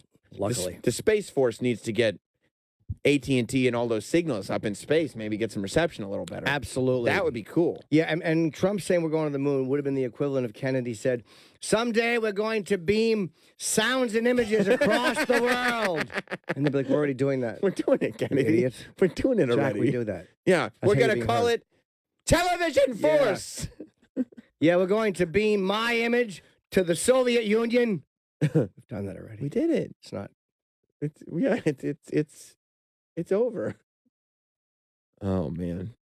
Well, I just I wish this was around earlier because I love the idea of after 9/11, people being like, I got to do something about this. I'm going to join the military. Oh, what branch? Space Force. After 9/11, I couldn't take it anymore, so I joined the Space Force. Every child. It's childish, isn't it? Well, I spent a lot of time playing with my spaceships in the bathtub, and I realized that what I should be doing is joining Space Force. It's just childish. You think so? Stupid, yes. You guys laugh. You'll see. When we fight the aliens? How come we haven't done it in 50 years? We haven't had the technology. Oh, the aliens aren't coming here. We're going to them to fight them. That's fucked. They've tried to put nuclear weapons on the moon before, and some yeah, sort but of signal think gets fucked up. Don't you think they want to put nuclear weapons on the moon so they can fire them at Earth? Possibly. Or whatever the reason is. Or could be. Maybe they want to blow up the moon. I mean, you guys act Get like to I'm that crazy. cheesy center. Not crazy, no. But you know that there cheese in the middle, Rob. You know that they're conditioning us. It That's was right. just 2 years ago. 3 years ago, they wouldn't even say Area 51 was real. Now they're like, oh, yeah, that's real. Everybody knew Area 51 was real. Of course they did. Plus, but there's too many drones now that people can fly over. They can't deny it. Yeah. People have their own personal drones. They can fly into that airspace and see it. Right. Area 51 is epicenter for the Space Force. And that's not even where stuff is. That's just different, technologies and stuff like that. It's on the Air Force bases and stuff like that. Now they've moved all of the alien research underground. Right. Is it under Area 51? Jim's like, I've had enough of this. Is it under? That's why I want to go to the bathroom. Is it under Area 51? No, there's Area 52, 53, and 54. They're just at different locations in the United States. Underground. Underground. Space Force is above. We're just gonna be the sandwich in between this alien activity. They take the technology for Space Force and they're building it underground. So this technology starts underground and ends up overground. Well, that way it's That's hidden by fucking radar. crazy, huh? Can't find it on radar. Space Force can. You guys will see. mark this day, please. Okay. Travis, will you mark this down for when the alien war happens? Yep, writing it down as Troy sure showed us. All right. Yeah. Let's take a Yeah, I wanna break. eat, man. I piss. We got a bunch of stuff to talk about, so stay tuned. All right. Jim Norton and Sam Roberts need alone time. Be right back.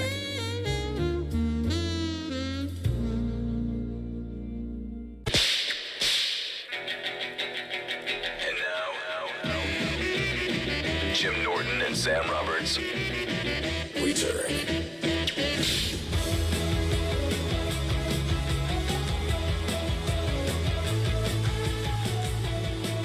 Space Force. There's a way to do it where you have an adult name attached to it, where you're doing some kind of a defense in space. And maybe you talk about it like in terms of science. Like this is why. Yeah. Not to be like, yeah, because America's going to dominate space. It's literally the same thing you said 50 years ago. America doesn't need to dominate space. It's not possible. We are a nation of domination, though. No, we should literally be going, eventually a planetary force is how we should be going out in space, not as Americans. But literally, that's why the space station works, because we actually collaborate with the Russians there there's no real politics. I mean, or if there are, they don't hurt what we're doing. Travis just thinks you should send sexual chocolate and D'Lo Brown up there Oh, and that'd be dope. see if you can do it. That's how we get shit done. Space Send is- D'Lo Brown. The space is too big. A country can't dominate space. It's huge. It's You enormous. shouldn't. It goes on forever. It's crazy. Why is Air Force not dumb? Because what do you mean? Why is Air Force? Why is that name not dumb? I don't know why it's not, it's not done because I guess because of when it was conceptualized, it was a different time and it wasn't as cornball as Space Force. Yeah. Skyforce would be more cornball than Air Force. Skyforce would be. Skyforce, yes, That would be bad. absolutely. Skyforce. Yeah, because it's in the Cloud Force. Yeah. I'm done with Cloud Force. Right. Plus, it was Yeah. introduced with technologies. They're like, oh, this is pretty amazing. What's Yeah. going on? Yeah, I'm a cloud zoomer. Ooh. Yeah, for some reason, Air Force doesn't. Space anything sounds terrible now because space has been so used in movies. Of course. And science fiction. Yeah. Space Force. So, have you been watching the news, the cable news shows, getting into these arguments over the kids in cages? No, but I've been reading about it. I've not watched them. It's kind of amazing. It's a little depressing. Watching them do it. Yeah, it's pretty. It's. Plus, they released like audio. However, these are basically people, if the adult is a criminal, they're being sent back. I don't know enough Because they do put adults in prison here. So almost like whether you have a family or not, if you're an adult, you commit a crime, you go to jail. But I don't think it's all criminals. I think it's people that are like criminals in the sense that they broke the law because they're here illegally. Yeah. But not like violent criminals. There has to be a balance with it. Like, I get going after illegal people who are committing crimes, but after a certain point, you're like, ugh. I mean, then again, if you're here illegally, to me, it seems like if you're here illegally with your family, just deport the family. You know what I mean? Like, it's not. well, that's probably an option. It's probably the family deciding to stay. There's no way a family goes like, we're not going to get deported. You're going to separate us. We'll go to court, and then you take the kids and put them in some. Well, they could just leave. The family could just leave. I mean, if they wanted to leave with the person, they could just go. But they probably want to stay because you're in America. Once you leave, you might not get back in. It's a matter of that's my guess. No, I don't think anybody's voluntarily, because then you'd be giving up your kids. No, but I don't think. No, you'd all be going together. Meaning, if the family said, let's just go with him, they could just go with him if they want to. With the kids? Sure. You take No. your kids with you? No, but that's what I mean. No, people are getting caught, and the families are being taken over here, right?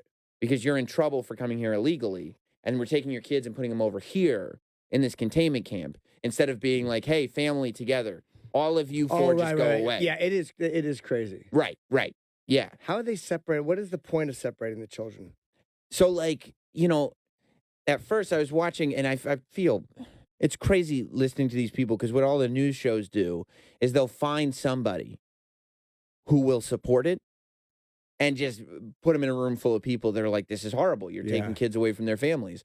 And they'll go like, well, what do you want, open borders? And they're like, no, we don't want open borders. Because I think there's like 12,000 people that this is happening to. There's either 12,000 kids or 12,000 families or whatever. 2,000 of them are not criminals, right? Right. So that's really what people are talking about is the 2,000 that are not criminals. Because the 10,000, because you're 100% right. Yeah, like, if you're a criminal, what can you do? You've made your bed. Yeah. And you would say, well, you made your bed by coming here illegally, which theoretically you is made your foil bed. Right. Exactly. Which is right. But so this is from the news stuff that I was watching, and I can't get too deep into it. I'm a total idiot. But this has been in place by the law. Yeah. For a long time. It's just being enforced. Like Obama, Bush before him. But Bush and Obama both decided not to do this. And I guess that's what people are upset about, that this administration is saying, yeah, we are going to do it. And that's where people think it's a negotiation tactic because they're going, we're going to lock these kids up. We're going to separate the kids because it's in the laws, unless you want to redo the laws. And by the way, if you redo the laws, the wall's got to be in there. So people are saying they're using it to negotiate. Right. The children are being used as a negotiator. Right. It is kind of shit. That's the complaint. But yes, I think that you just can't separate kids no, you and can't. families. You can't. It's crazy. It is crazy. If one of the members being deported, send them all away. That's fine. I don't care if you're deporting them all together. This isn't about it's about separating. Building sanctuary cities and stuff like that. Deport them all. That's fine. But to take little kids and put them in foil blankets and put them in a cage in the middle of a, place. It's traumatic. Like an old Walmart. It's crazy. Away from their family, Yeah, they have no idea what's going on. Oh, don't worry. You'll be back soon. Oh, really? Let me go to Eric in New York City. What's up, Eric? Hi, good morning. Eric. I love hearing you guys. I'm a big fan of Jim Norton. I've been since he at the Comedy Cellar and There's back two in of the us. 90s. Thank you, buddy. And Sam, too. Oh, I'm a big fan thanks. of yours as well. Okay. I just wanted to say that the problem with this is it wasn't enforced, like you said, with Bush and Obama. And what they're enforcing now is when you have parents asking for asylum for themselves and the kids, they're separating them because the law requires that kids can't be in the same facility as adults, and parents can only be with their kids for 20 days. Then they separate them. But then they bring them into the legal process, and the kids have to put a bond for $1,500 in order to get released and either go to a family relative that they may have in the States or not, or they go to some kind of facility. Why instead. can't they be in the same place together? Is it to protect kids from predator adults? I think that's initially what the law was in place. But you also have situations where people are bringing in kids and they're trafficking them. So right. A part of the excuse is to identify that the parents are actually the parents of the kids. But okay. a lot of the issues that are happening because they are so overcrowded is that they've deported some of the parents while keeping the kids here, and vice versa. So by mistake, right? Like it's just like there's too much was it stuff a mistake going or on. no? Yeah, it's literally, for lack of a better word, it's a shit show. Right. And it's very reminiscent of the Japanese internment camps and of what was happening in Nazi Germany. Initially they took Jewish kids away from their parents because they considered their parents being criminals for just being Jewish. Right. And so and that's how a lot of these things start. It never happens in one day. It starts a slow process of taking laws away, taking liberties away slowly. And it's just, separating parents from their kids is just ridiculous. Yeah, thanks, man. And luckily, I think a lot of people are on the same boat with that. Every first lady, including his wife, think it's fucked up. Yeah, Ted Cruz is coming out and being like, this is wrong. Like, a lot of Republicans. How can you? There's almost and again, I don't think Trump's a monster. No, I don't think so But there either. almost is like an autism to his ability to dissociate from what's connecting or human. And again, just from a lot of the things he has said, and it's not about hating Trump. It's almost like this fucking detachment. I think that's right. From how fucking shitty that is. To again, even if a guy's got to be deported because he's a criminal, but to literally just put kids in these things with cages.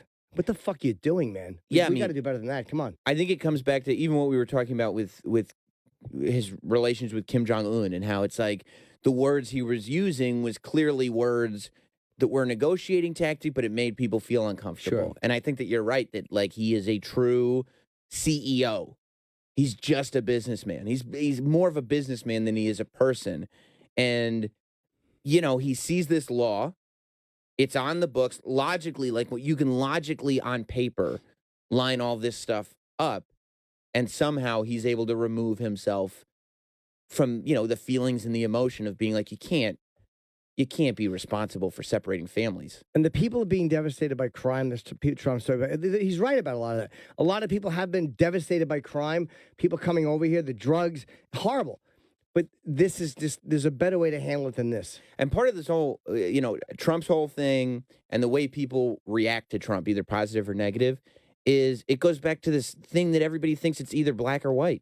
It's all or nothing. Yeah. Okay, well, if there's illegals, we got to separate them. We got to, no, we can figure out what's appropriate and what's not appropriate. And I would hope that most, bless you, Troy, that most human beings could sit there and be like, yeah, you don't, families that haven't done anything. I'm not talking about criminals. I'm not talking about sex traffickers. But you can't separate families to weed out the sex traffickers. You know what I mean? It's not, you got to figure out a better method than that. If that's the excuse you're going to use. Yeah, or they're just criminals are using them to get in, which they do. Yeah, sure. But still.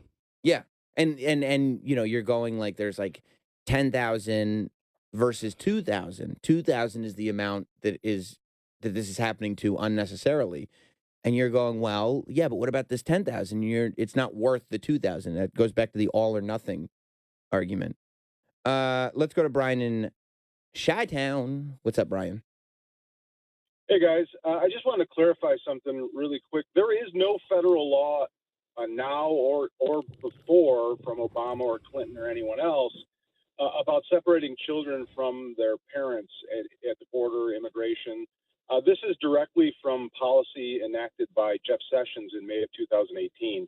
It's a zero-tolerance policy he announced as a threat to keep people from coming over the border. So there's this confusion because Trump and other people have claimed that this was Obama era, that this was Clinton era or Bush era or someone else, but there is no law in place to do this. This isn't a federal law. There's nothing that they're enforcing other than their own policy. So I just wanted to clear that. Okay. Thanks, man. Yeah, that's what the argument's been about, is that it's policy. And this has made for entertaining TV. This has made for a lot of newscasts where they're just going crazy screaming at each other. I was watching Chris Cuomo and Kellyanne Conway yell at each other. Then I was watching some other thing on CNN where Aaron Burnett had this whole crew of people. They were all just screaming at each other for like 8 minutes. Yeah. I love that. I enjoy watching people yell at each other, yeah. And it's like, it's just such a funny thing, too, because on one side, they're going like, you can't separate kids from families. And on the other side, they're going like, well, you can't have, you got to have borders. And you're just like, what are we arguing about? Are they looking for help in those places to clean up? I don't think they need any more employees. I'm a fence builder. All the fences are built, Paul. Go in there and help keep all the tinfoil cleaned. Why would everybody wash off your tinfoil? Why would the blankets get dirty? Just from roughhousing all over the place on the floor. You roughhouse. You got to clean the tinfoil. Keep it clean. Kids have been separated from their families, man. Sure, you got to have a nice facility. Activities. Hey, look, let's play some jacks. Nobody wants to play jacks. I'll roll a ball. Everybody yells, yay. Bounce it. No, I know what you're going to do. Roll a ball. Everybody yells, yay. No, I know. Everybody goes and gets the ball and bounces it. Be a fun game. Yay. I worry. Everybody fold up your tinfoil. Kevin in South Carolina. Hey, man, before I say this, I want to preference it with the fact that during World War II, my grandmother, my great uncle, and my great aunt all spent a year and a half in a holding facility in Europe while they're trying to escape Nazi Czechoslovakia while their families were being killed. Okay. So, all right, the people that are being locked up, they have already violated the law. They did not come up. The kids that are being held in detention facilities, their parents didn't come to the border, go to a port of entry, and seek asylum. Those kids are kept with their families. The parents have tried to sneak into the country, which is a felony, and then they get locked up. And if you've committed a crime, your kids cannot be locked up with you. Right. That's policy all over the country. Right. Doesn't matter if it's municipal law, state law, or federal law. But don't you So think what people are? Don't you think that you could look at it and say, well, clearly, in some cases, there's real criminals doing that, right? And when I say real criminals, I know that they've broken the law, but I mean sex, drugs, rock and roll. That's right. That's right. Harmful, violent criminals, right? Like, can't you say, even though, yes, they're committing a felony by sneaking in here, they're not doing anything. They're trying to just get away from where they're coming from. They're trying to make some money. They're trying to give their family a life. But like he said, the people that are coming here and applying for asylum, Mm-hmm. they don't get separated. They don't. No, it's there's the fact that family centers in that in these camps or whatever you want to call them. There's kids that have no adults. There's adults. Is and then not there's filing for asylum, Oh. right? Is that so egregious? Well, they don't know if they might not know if you're actually coming in with your own kids or not, or if they're kids that you're trafficking or bringing over. So they got to figure Those out are who's who. arguments that are being made. Yeah, okay. But if you're applying for asylum, they're not separating you. No. Okay. Right. Yeah, it's a little bit different. It is different, but at the same time, I mean, you want people to apply for asylum, but not at the expense of like, well, if you don't, we're going to take your kids. Well, no, but if you do come over, like say you come over, As again, this is a opposed to bad just example. deporting them. Say you came over and robbed a store and they took you to jail. Your kids wouldn't be in jail with you. No, but I'm thinking it's probably the same thing. I totally get the argument. Yeah. But you see the difference between sneaking into the country and robbing a store. I do, but sneaking over, committing a crime by sneaking over with kids, I guess they got to sort out who's who and who belongs with who. I mean, it might sound easy, but how do they know if they're your kids? If you're sneaking over with them and you're just kind of coming across the border, I mean, what if you are bringing kids for pornography or who the fuck knows? Yeah, you could be, but at the same time, throw them the fuck out then. Like either way, like that's not. I still don't see the logic in separating in splitting families up when you could just throw them the fuck out. Well, aren't they going to throw them out, or don't they have to go through a process before they throw them out? Idea being that they will. Yes, the idea is that they will. But again, it's a government-run facility, so it is a shit show. Yeah, right. We have to is. rely. They're states apart. It's not like they're within a couple buildings of each other. They're flying the kids to a different state, which is ridiculous. Which is Yeah, insane. That's crazy. We got to now figure out. Okay, now we figured out who's who. We'll put this person back together. One lost piece of paper, and you fucked up. Mm-hmm. And regardless, even if everything goes 100% according to plan, you now got this kid. It's traumatizing with for this the kids, memory yeah. of like, oh yeah, I was in an internment camp and I didn't know what the fuck was going on. Yeah, I thought we were just going on vacation. Yeah, it's crazy. I wanted to be in America. Yeah, it's there's okay got- by me in America. I wish there was a better way for them to do this. I don't like seeing this either. It's, Right. It's depressing. Right. It's just as the U.S. Right. It's not this like monstrous thing. Like Travis is right in the sense that there's a logic behind it, but the logic is so letter of the law. Technically, we told you that, and it's like we okay, got to but do it a little bit better. I yeah, think. yeah. Let's go to Kevin. Kevin, you want to go? Yeah. Where's Kevin? New Right York. there. He's Yep. a big Atler. What's up, Kevin? Morning, boys. Morning, guys. Hello. If you're an American citizen and you commit a crime and you go to jail, they don't let your kids stay with you. Your kids, if you don't have anybody to take care of them, your kids are put in foster care till you get out of jail. Yeah. And you're deemed fit to keep them.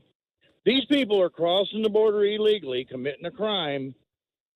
and their kids are getting, basically, they don't have a foster care system, so they have to put them in a camp like that. I don't understand why summer camp people. Yeah, it's basically summer I don't camp. understand why people. Nothing's ever said about an American citizen that loses his kids to foster care because he committed a crime, but it's because they're illegal, and it's a point to bite on Trump's ass. It's stupid. I mean, come on. You come over here illegally, you bring your kids. You might get them gonna lose taken away.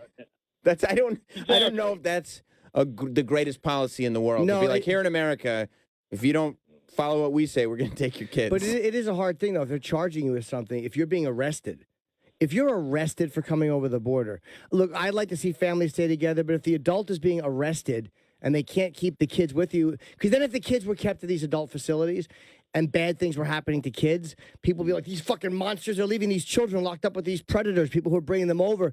Like, I don't know what the right answer there is either. Did Laura Ingraham really call them summer camps? She did. Can Do you we want to hear the clip? Yeah, I would like to hear her Yes. clip. She did. She did call them basically summer camps, is what she said. Yeah, we could just hear the audio. It's the same shit. So since more illegal immigrants are rushing the border, more kids are being separated from their parents and temporarily housed in what are essentially summer camps, or as the San Diego Union Tribune described them today, as looking like basically boarding schools. It's not.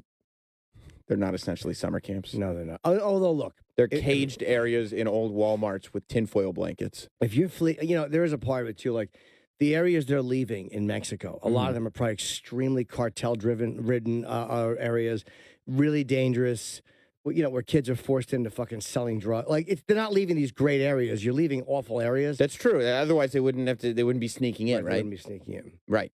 Yeah, no, I'm not saying that, like, let them move on to their great life. Right. But what I am saying is if we're going to take responsibility as Americans, either throw them out or do something, but don't, have a bunch of kids running around like, oh, what the fuck is going on?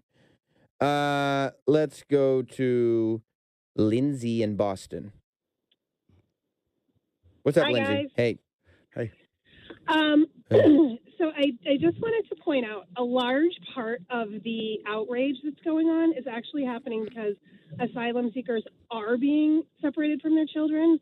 Somebody a little while ago noted that was not happening. That was and Travis. Actually, there are immigration advocates at the border who are witnessing families attempting to seek asylum and are not being given the opportunity to seek asylum, and their children are being separated from them. Oh, What do you think of that, alt-right Travis? Yeah, what do you think of that? Well, I guess my mind has changed. That's right.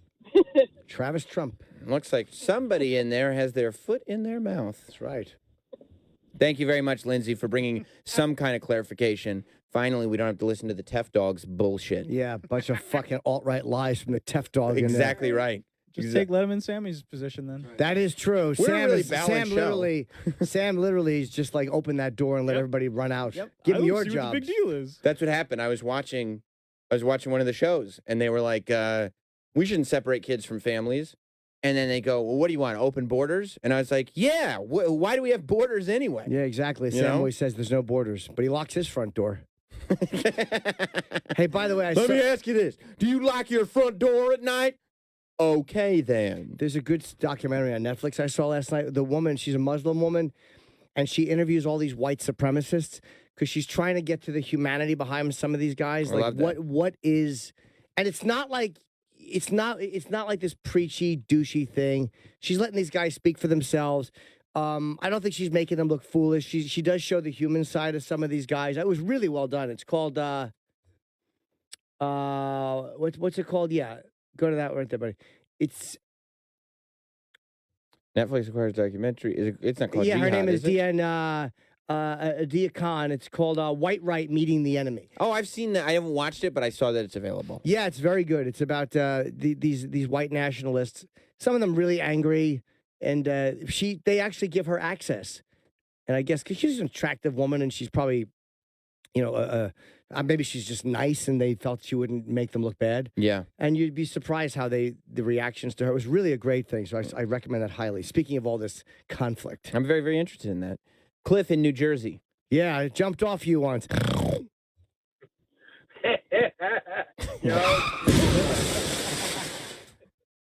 What's up, Alex? I want to lick your cunt. I apologize about that. Go ahead now. Sorry, I had a little joke. This guy's a riot. Brett Gertz. Said that it was a felony. It's not a felony. It's a misdemeanor when they come in. Whoops. And they are taking asylum seekers' kids away from them. In fact, the Border Patrol they had presented themselves at port of entry, were not letting them get to the facility.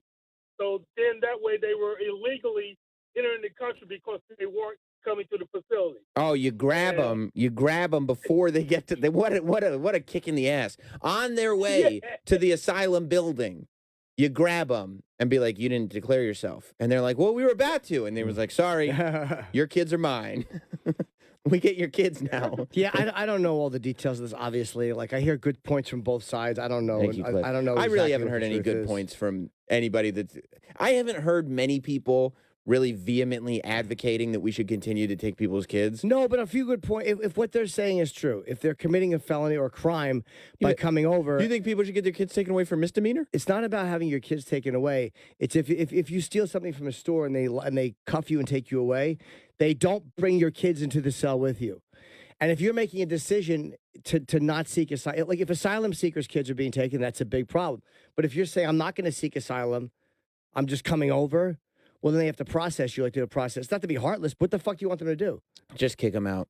Well, maybe they are. See ya. But then if you just throw them out with any kind of due process, people cry. Hey, you just threw them out. You didn't even ask what to People have been deported for years. Kids have not been taken from their families for years. Oh, kick him out, Sammy. That's right. That's right. No, it's just let them in. It's making it look bad, but kicking them out. That's yeah, I don't think that anybody would be nearly as upset about people getting thrown out for being here illegally as long as they were together as they are, this idea that kids are being thrown in hell in a cells. Well, Laura Ingram's saying it was summer camp. Yeah, I mean, what a cunty. It's a lot. Come on, shut up, Laura. It's a lot. It really is amazing when a show like that, you're like, okay, how do I spin this? Like, I have to take this side. Yeah. I have got to not agree with what everybody else is saying. I have to agree with whatever the president's saying. Yep. And I'm not, and sometimes you look at like what was happening in North Korea, and it's like, how do you, on the same side, same thing on the other side, how do you sit there and be like, whatever the president is doing, I cannot agree with it? You know what I mean? I don't understand why that mindset appeals to people. I don't know. People love that, though. They just line up and we just fucking no. The other side is never right, and my side is never wrong. Right, cunt. Right. Let's go to Leonard in Georgia. What's up, Leonard? Hey, this goes a lot deeper. Here's my conspiracy hat. 3 or 4 years ago, aliens, you right? could see all these. No, well, no, kind no, of, no. yeah. I saw this. I traveled the country. I actually saw this, and you read about it. You go online, you can look at all the stories from 13 and 14. They were closing Walmarts left and right. They were basically brand new. Yeah, I remember They were that. putting wire up. Yep, they were doing all that, and they Yep. were saying, well, if we have some kind of a medical outbreak, we need to contain these. It makes you wonder, what the hell did they know then? Leonard, that's a great point. It really does. They That were really- doing this 3 or 4 years ago. Yeah, because that was a big. I don't remember if it was that long ago or not, but it could have been. Thank you, Leonard. That they really there was this string of WalMarts. I remember the stories that closed like out of nowhere. Walmart was doing great. The Walmarts were new, and they just kind of closed down. And they said we might need them for a medical facility. We might need them for this. We might need them for that. I don't know, but if it was before Trump, yeah, then who's behind all this immigration stuff? Well, I don't know why they would have just closed. Illuminati? Could be Illuminati. Could be. Troy, were you thinking Illuminati? You got me on this one, man. Could be. Yeah, not saying it's not. Oh, I know what it is. What's that? Two things that aren't connected to each other at all. Tell me. Yep. Those two things. Oh, you're could be saying that they're too. totally disconnected. Oh, you you're don't saying think there's that- a link? Nope. You're saying that just because Walmart buildings are associated with both stories doesn't necessarily mean it's the exact same story. I'm going to go no. Wow. Okay. Travis with the hot take. Let's go to Harlan in New York. What's up, Harlan? How you guys doing? Hi, Good. Harlan. I'm an immigration attorney for 22 years. I've exclusively practiced in this area. I was the first one to criticize Bill Clinton for signing very bad immigration policy in the 90s. I understood that George Bush had to do what he had to do to create the Department of Homeland Security after 9/11. And Obama had family detention on the enforcement guidelines when he was president. The difference we're seeing right now occurred when Sessions rolled out an order just 2 months ago to decide that there would be a so-called zero tolerance policy where illegal entry, which is, by the way, only a misdemeanor, not a felony, would be treated like a serious crime, and parents and children then become separated at that point. Frequently, the parents don't speak English or Spanish. They speak dialects from Guatemala, El Salvador, and Honduras, which have been overtaken by the very gangs that Trump frequently talks about, the MS-13 and the MS-18, which started in the United States. Many of these members were deported under Obama. You've got no infrastructure in these countries. You've got little children being shot. We've got little children being trafficked, and we've got horrible situation where mothers and children are seeking protection from horrific conditions in their countries, and they're appearing at the border, and they are asking for asylum, and they are still being separated from their children. Okay. And that's the difference right now. So you don't like what's happening.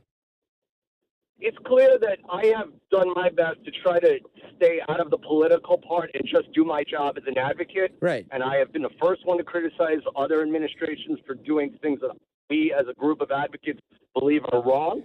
But what's happening right now is unprecedented in the sense that children and parents are being separated because they're trying to deter people from coming here, which, by the way, is not going to work. People are still going to keep coming here if they can't live in their own country. And in the end, to answer your question, it is a bad policy because it goes completely against the concepts that make this country a refuge, and they are asking for asylum, and they are rightfully seeking protection that has existed under American immigration law for a very long time.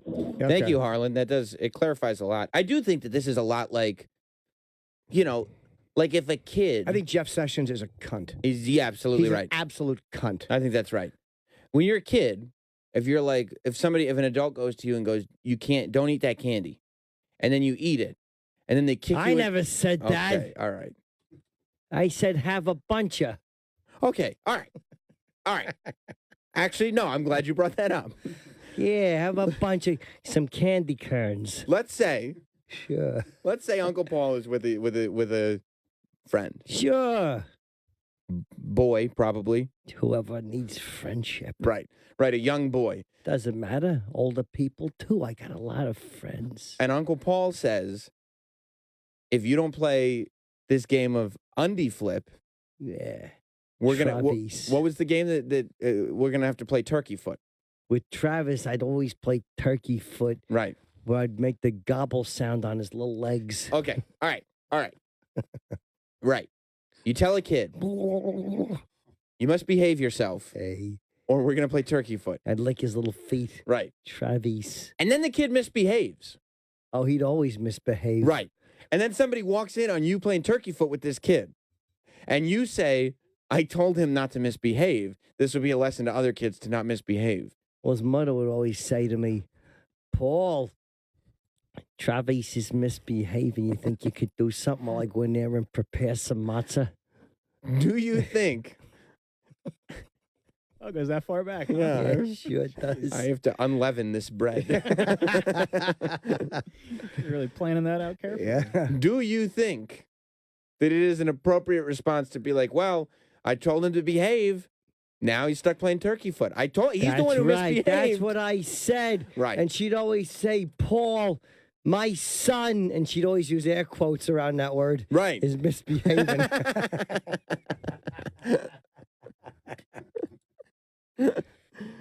Travis is fresh. Fresh boy. Little hairy arms for a boy. Did you learn his name from Edgar? Yeah, Is little that what you're Travis. saying? He used to have little hairy arms. I'd always call him a little praying mantis, and I'd kiss his elbows.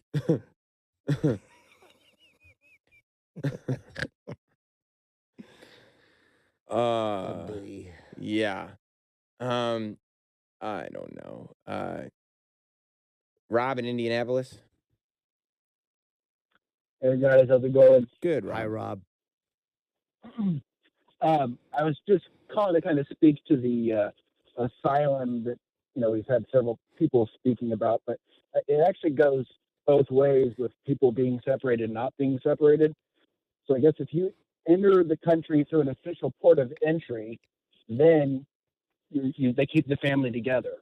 But you can also claim that you need to seek asylum after you've entered the country illegally and not through a point of entry and tell the Border Patrol agent that, something's going on and that's why you're entering the country. But then because you've done that illegally, then that's when they separate you to make sure there's not something else going on, and then you're not just claiming to seek asylum just to, get into the country for whatever reason, or trafficking children or whatever the case might be. And, we know that if they weren't doing things like that, as horrible as it is, and then we come to find out that they relax the laws and then people are creating these huge, sex rings for Uncle Paul, then, then people are going to be pissed off because we didn't do our due diligence. Okay. Yeah, I mean, nobody we haven't been doing this forever. And nobody's sitting there being like, wow, we wouldn't have so many sex rings if you had just taken these kids away from these families. No, this hasn't been an issue. Well, he's saying a lot of them probably don't have paperwork either. I don't know how many of them actually have real ID. Some may. But let's not act like we're solving a problem. Because if we were, we would have heard about the problem before now. Well, we've known about, I think, trafficking. Right, but there hasn't been this outcry of why isn't the government taking these kids away from these families? We would have less sex trafficking then. Well, that could probably be the reason that they're giving. Well, hey, it's to prevent trafficking. It's one. But that's not what's going on. Yeah. Plus the left. That's a convenient. Sure. Right. I don't know what the right answer is. Honestly, I don't know. I hear. Both sides are making that guy is making sense too. When you commit a crime, I know it's a misdemeanor, and separating the families is a little much. If you're using it as a deterrent against other people, if you rob a shitty. 7-Eleven, you don't get put to the death penalty. No, but they don't bring your kids in the police car with you. No, but generally, if you live in America, right? If this is your home. More often than not, they'll probably have a place to go. If not, then yeah, of course they have to go to foster care. What are you going to do? Well, that's what it is. But if they're clearly right, we've heard from lawyers that are now saying no, there are people seeking asylum and the are getting separated from their families. These kids are not being protected against other kids. Right. Right. Do you think that it's Willy Wonka's chocolate factory at these containment camps? There's never been a point. Hope so. Eating the teacups. Kids go crazy. You can even eat the dishes. Yeah. There's never been a point when internment camps have been looked back on as been oh yeah, I'm glad we did that. Yeah. Never. It's never happened. They're we've never been oh, that was the right move that time. It's always been oh yeah, I get why. Japanese internment camps, you're it was a different time, but we really shouldn't have done that. Yeah. Did you hear Probably. I'm very up on things. You are? Sure. Did you hear that they're now saying yes that compulsive video gaming is being addicted to crack? Yeah, I mean it probably hit the same part of your brain. You ever suck dick for video games? Yep. Oh, okay. I mean, I did for a quarter for the old asteroids. You did. Yep. Well, you sucked dick for a lot less than a quarter in your life. No, I haven't. Jim. So what? Yeah, they're saying obsessive video gamers know how to anticipate dangers in virtual worlds. The World Health Organization says they should be on guard for a danger in the real world, spending too much time playing. Yeah. In its latest revision to a disease classification manual, the UN Health Agency said Monday that compulsively playing video games now qualifies as a mental health condition. It's getting that little. It's the same as Coke or Boo. It's getting that fucking drip. Whatever your brain releases, that's what it is. There is that thing when you just played video games for an hour. I mean, I don't think I've ever played video games for longer than an hour. But when Travis is what are you, have some you, kind Travis? of fucking That's nerd? insane. Do you play the magical Narnian lady, or the dumb game you play? Yeah. The magical hopping woman? Travis, there's a new game Mystic lady called the Princess's Quest for the Magic Wand. And he's been playing that for hours on hours. He's still trying to get into the castle. Oh, are you? But you know what happens? The princess sneaks into the castle to get the wand, and then Ice steps comes. in dragon shit? That's right. And then Ice comes and takes the princess's kids away. So how are you doing on the princess game? I don't play any princess games. What was the game you were playing? Zelda. Ugh. You act like it's some random game. What was the club that everybody wanted to be a part of? The Boko Club. The Boko Club. That's Boko right. Club? That's right, Jim. Remember you tried to join the Boko Club? What's the Boko Club? It was a weapon that you thought was an organization. It was a weapon, a club. And you said, "Oh, now I'm part of the BOGO Club." BOGO Club. I've never laughed harder. No, but I'll play like Zelda stunk. That's amazing. Best game I ever played. I'll play like PUBG on my PUBG. Well, that's different. I mean, yeah, I'm not gonna play that for an hour. Player Unknown Battleground mobile. Oh, I thought it was about liquor. Because it's a pub. Comma. That's not funny. G. PUBG? About pub, the name of the pub. Oh. Where did you learn your trade, you stupid fucking cunt, you idiot? I love how he just emphasizes those T's. What did you learn your trade? You idiot. It's such a good question. Yeah. Where did you learn your trade? Because how do you respond to that? Because Spacey clearly is so good just standing there taking a beating. the best. He's so good. That's from Glengarry Glen Ross, which is on Netflix. If Well, he you've knows never he's seen wrong. it. Is it on Netflix now? Yeah. I haven't seen that in years. But to watch Spacey's listening and acting, okay, is not the easiest thing to do. To look like you're not really listening, but you are. Right. Like just to look natural. Inside, Kevin Spacey is like, Dude, he's getting his. Oh yeah, let's find. He's getting his dick kicked in. by Fucking cunt. You, Williamson, I'm talking to you, shit. Where did you learn your trade, There you it is. stupid fucking cunt, you idiot? I cuts off a little. and he's fast. just sitting there. Williamson. But yeah, so like I'll play PUBG on my phone or my iPad if I'm at home sometimes. And I'll get locked in. It's only like a half hour. Even if you do really well, you're not gonna play for more than 35 minutes. Sure. But I'll be in it. And like you're so concentrating on that and it's visually you're in it that when you do look up from it, you're like, oh my God, there's a whole world. You know what I mean? Like there's this kind of weird separation that happens Sure. as you're playing. That I'll look up from it and be like, what the fuck did I miss the whole time? Yeah, I'm glad I don't get caught up in the video games. My kid's just on the floor bleeding. And I'm like, what happened? Yeah, I mean, no, luckily it's- you're terrible at them. So I'm actually really good at them. Have you played Grand Theft Auto Get Out of the Parking Garage? That's a really cool. You keep backing into the fence and the game comes to you. Yeah. Oh, what the fuck? I hated that. You did. Yep. like later this year, Red Dead Redemption 2 will come out. I'll play that for hours. I won't. Hours. I can't play Red Dead Redemption. I didn't get past the first part. Just not good at games. No, I'm not that good at games. Which is kind of surprising because you're good at Grand Theft Auto. I'm great at Grand Theft Are Auto. you? Very good. I'm very good at Grand Theft Auto. I'm decent at PUBG. Not great. You're but not good at it. I'm decent. Are you good at Zelda? No, I'm not Fine. interested in these role playing games. I'm not interested in open world. The only open world that I'm interested in is Grand Theft Auto, where you can shoot people and steal airplanes. Yeah, I don't want to get a club and then go in and fucking and No. beat the fucking magic castle door. Fuck you. I don't want to be Stinks. on a magical island of royalty and make believe. Yeah, I jump up and down. Oh, look, the wizard has given you, 10 puggles. They your do. mother. They do. You mean Puggle Island? Yeah, what's a puggle? Well, you roll it and the dragon opens the door and you can climb the fence. So stupid. Sucks. So I've never watched any of those Harry Potter movies. No, because they just suck. make them up. Yeah. Oh. What's a puggle? Clears your dick warts. That'd be a great game. Fucking horrible. Dickwart Magic? Yeah, I would love that. Regal Dickwarts? Yeah.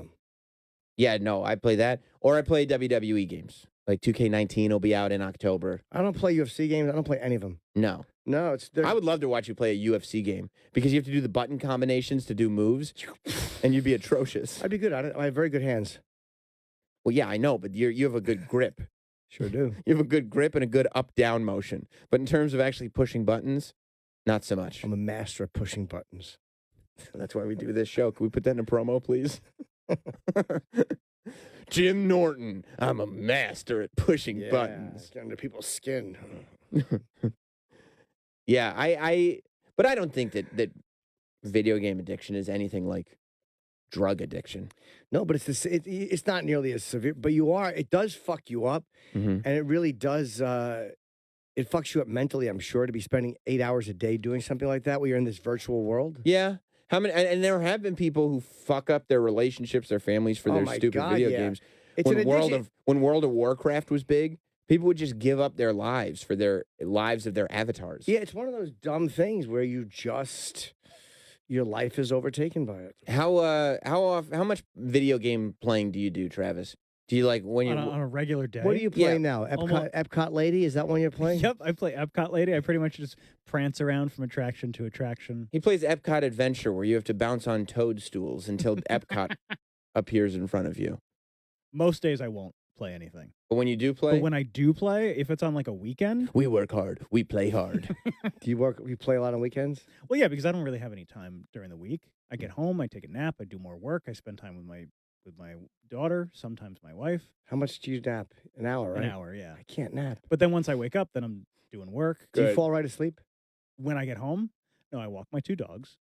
Yeah. And then I decompress for like 20 minutes. How do you decompress? Usually just play with the dogs. Okay. And then I take a nap. And then I wake up. And then I do work. And then Do you tell your daughter not to bother daddy when he's decompressing because that's when she gets hit? she's not home yet, but I would hit her. What time do you nap? 3:30 to 4:30. I love You feel Travis's refreshed? Yeah. I love his regimented lifestyle. Very regimented. Are you OCD? No, but I like a schedule.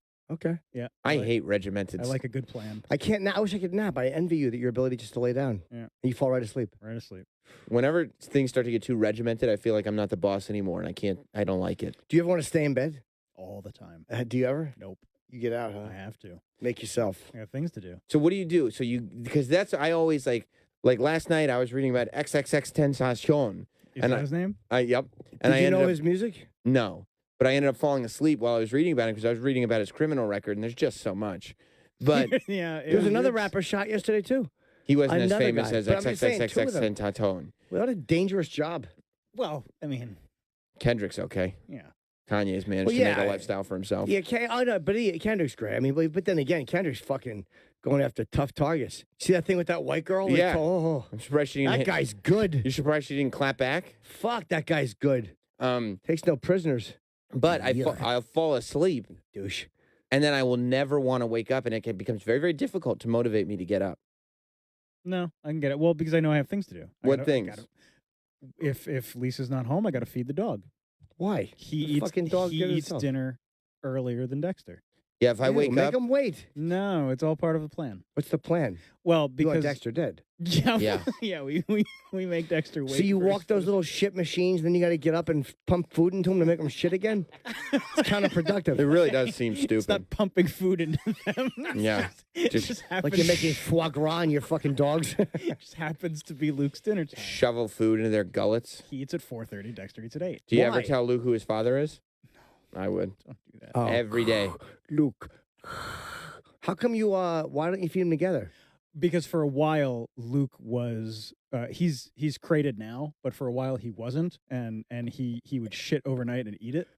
Oh my God! What the fucking fuck are you jerk off. raising? Luke's a jerk off. But Dexter never did that. Like we You're a have bad we dog had parent. so many different problems with Luke than we had with Dexter. So one of our so one way to try to fix that was to feed him earlier so that he wouldn't have to go. So you overnight. feed Dexter at fucking 4:30 in the afternoon? Luke. I see. You just did that on purpose. But yeah, so I got. Did you ever yell at the dog and say like you can't eat your own shit, and then the dog looks at you and he goes, "I learned it from you, Dad." Yeah. Well, it's hard for Travis to yell at him while Travis has a paper plate and a plastic fork and knife, and he's carving one of his own logs. Do as I say, not as I do. Yeah. He's carving one of his own logs, watching tennis, eating it. Yeah, he is. But now that we crate him overnight, he doesn't do that anymore. What's that kratom mean? Put him in a cage. Oh, Yeah. so tinfoil? Yep. No, we give him a tinfoil blanket, put him in a cage, and It's cruel, man. and the guards make fun of him. Yeah, it's like summer camp. For Why don't you let dogs. him eat his own shit? We save you the trouble. Because it's That's true. disgusting. Eat your own shit, you dumb dog. Because then he just goes all over the kitchen because he stays in the kitchen. Because Wouldn't he that be can't- great? He can't be trusted out. Just stupid Luke the dog eating his own shit and giving Daddy Travis lots of kisses Oh on the my face. Yeah, Luke's a fucking shit-eating creep. Yeah, who wants brown kisses? No, he doesn't do that. He's a good Did he boy. ever lick your face after fucking chowing down on some Probably. logs? Probably when he was younger. It's crazy how much these dogs love these crates. It really is because we thought that we would have an issue with it because we didn't start until he was like maybe 6 months old. Yeah. And you're supposed to start him like, really, really young, so they love it. He had no issue with it. He loves that. I thought it was cruel. I was like, I'm never going to crate a dog. We crate Lila Garrity, and she Loves goes, it, right? Yeah, she goes up there by herself. Yeah. She's like, it's time to go to bed. I'm going. I'm. She I'm knows, leaving." and you lock the crate? Every night, yeah, and Yeah. she won't like. We give her carrots before bed. You know, Ew. she's in there. She likes her carrots. So How does she like carrots? What a nerd dog. Dogs love carrots. Dogs They're love a carrots. nerd Do they? They Well, like carrots? All right, shrimp cocktail. Sorry, we're not all as exciting. I'm a gentleman. Bananas. Luke loves bananas. Really? Wait, Luke just likes the shape, and you know that. Yep. Absolutely. And sometimes Lisa's home, so I have to give him a banana instead. Right. Yeah, instead of painting your give pants him, yellow. You give him a peanut butter banana instead of, well, don't even worry I go about to the it. trouble of painting it yellow. She's like, Lisa sometimes goes, Travis, why does Luke just lick the peanut butter off the banana? Why doesn't he eat the banana? I don't understand. I don't know. I guess he's been trained. Yeah, I don't know. Stop asking questions, bitch. Weird. Go to bed. You ever talk to a girl who's had her pussy licked by a dog? I'm going to let somebody else take that question.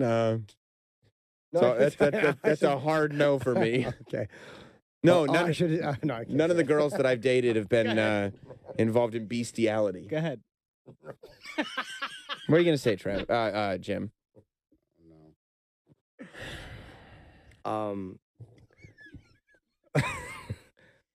Now I want to know. The phrasing wouldn't be right. It was in the moment. Good. All right. Good. I would have been embarrassed I said it. Good. But I have spoken to her. I believe you. Yeah, I believe doubt you. that for a minute. This XXXXX Tentacion, like, he was big with like really younger kids. Yeah, the number one album. High school age kids, yeah, because he was one of the first big SoundCloud rappers. Can we hear one of his raps? I think "Sad" is like Spoken a big. like a true hip guy. Yeah, I am. Let's hear one of his raps. Do you have a rap by X Tentacion? Oh no. I think "Sad" is probably. Yeah. Oh, he had seasonal affective disorder. He's only 20. Yeah, he was 20 years old. He got shot. He's from Florida. Someone took his bag? He was motorcycle shopping, and he got shot and killed. Somebody grabbed his bag out Was of it his a car. robbery targeting him, or just think They saw don't know. It sounds like that to me. It was like two guys in hoodies. One of them was wearing a red mask. Wasn't he in his Lamborghini? Yeah. Yeah. So, I mean, they know. Oh. They know who they're targeting. Yeah, they knew who he was. I mean, he's famous. Were they like, excuse me, are you XXXTentacion? They were like, "Are you XXXTentacion?" Why have to shoot the guy? Unless there's a revenge shooting that may look like a robbery. That could have been too. Part of the robbery. No, but why shoot the guy? Like, He lived a pretty full life. For Yeah. 20. And he Dude. put out a video. I think he went like live on his Instagram or something, talking about dying like right before it happened. Well, he was depressed. Like, the depression was a big part of his music. this is pretty good. It isn't bad. Yeah, there's a couple songs that are pretty big. Yeah, this is not bad at all. Yeah, he's one of the people. It was him and R. Kelly that Spotify stopped putting on their playlists. But then Why him? Because what he's accused of makes Chris Hardwick look like a choir boy. Oh, with He's I mean, a real piece of shit. He's accused of beating up his pregnant girlfriend, threatening to put barbecue tools in her vagina. Like, I mean, Wow. like stomping on her head because she was humming somebody else's song. And She when, put out photos, right? yeah, where she was all beaten up. He denied it. And they were going to go to trial over it in October.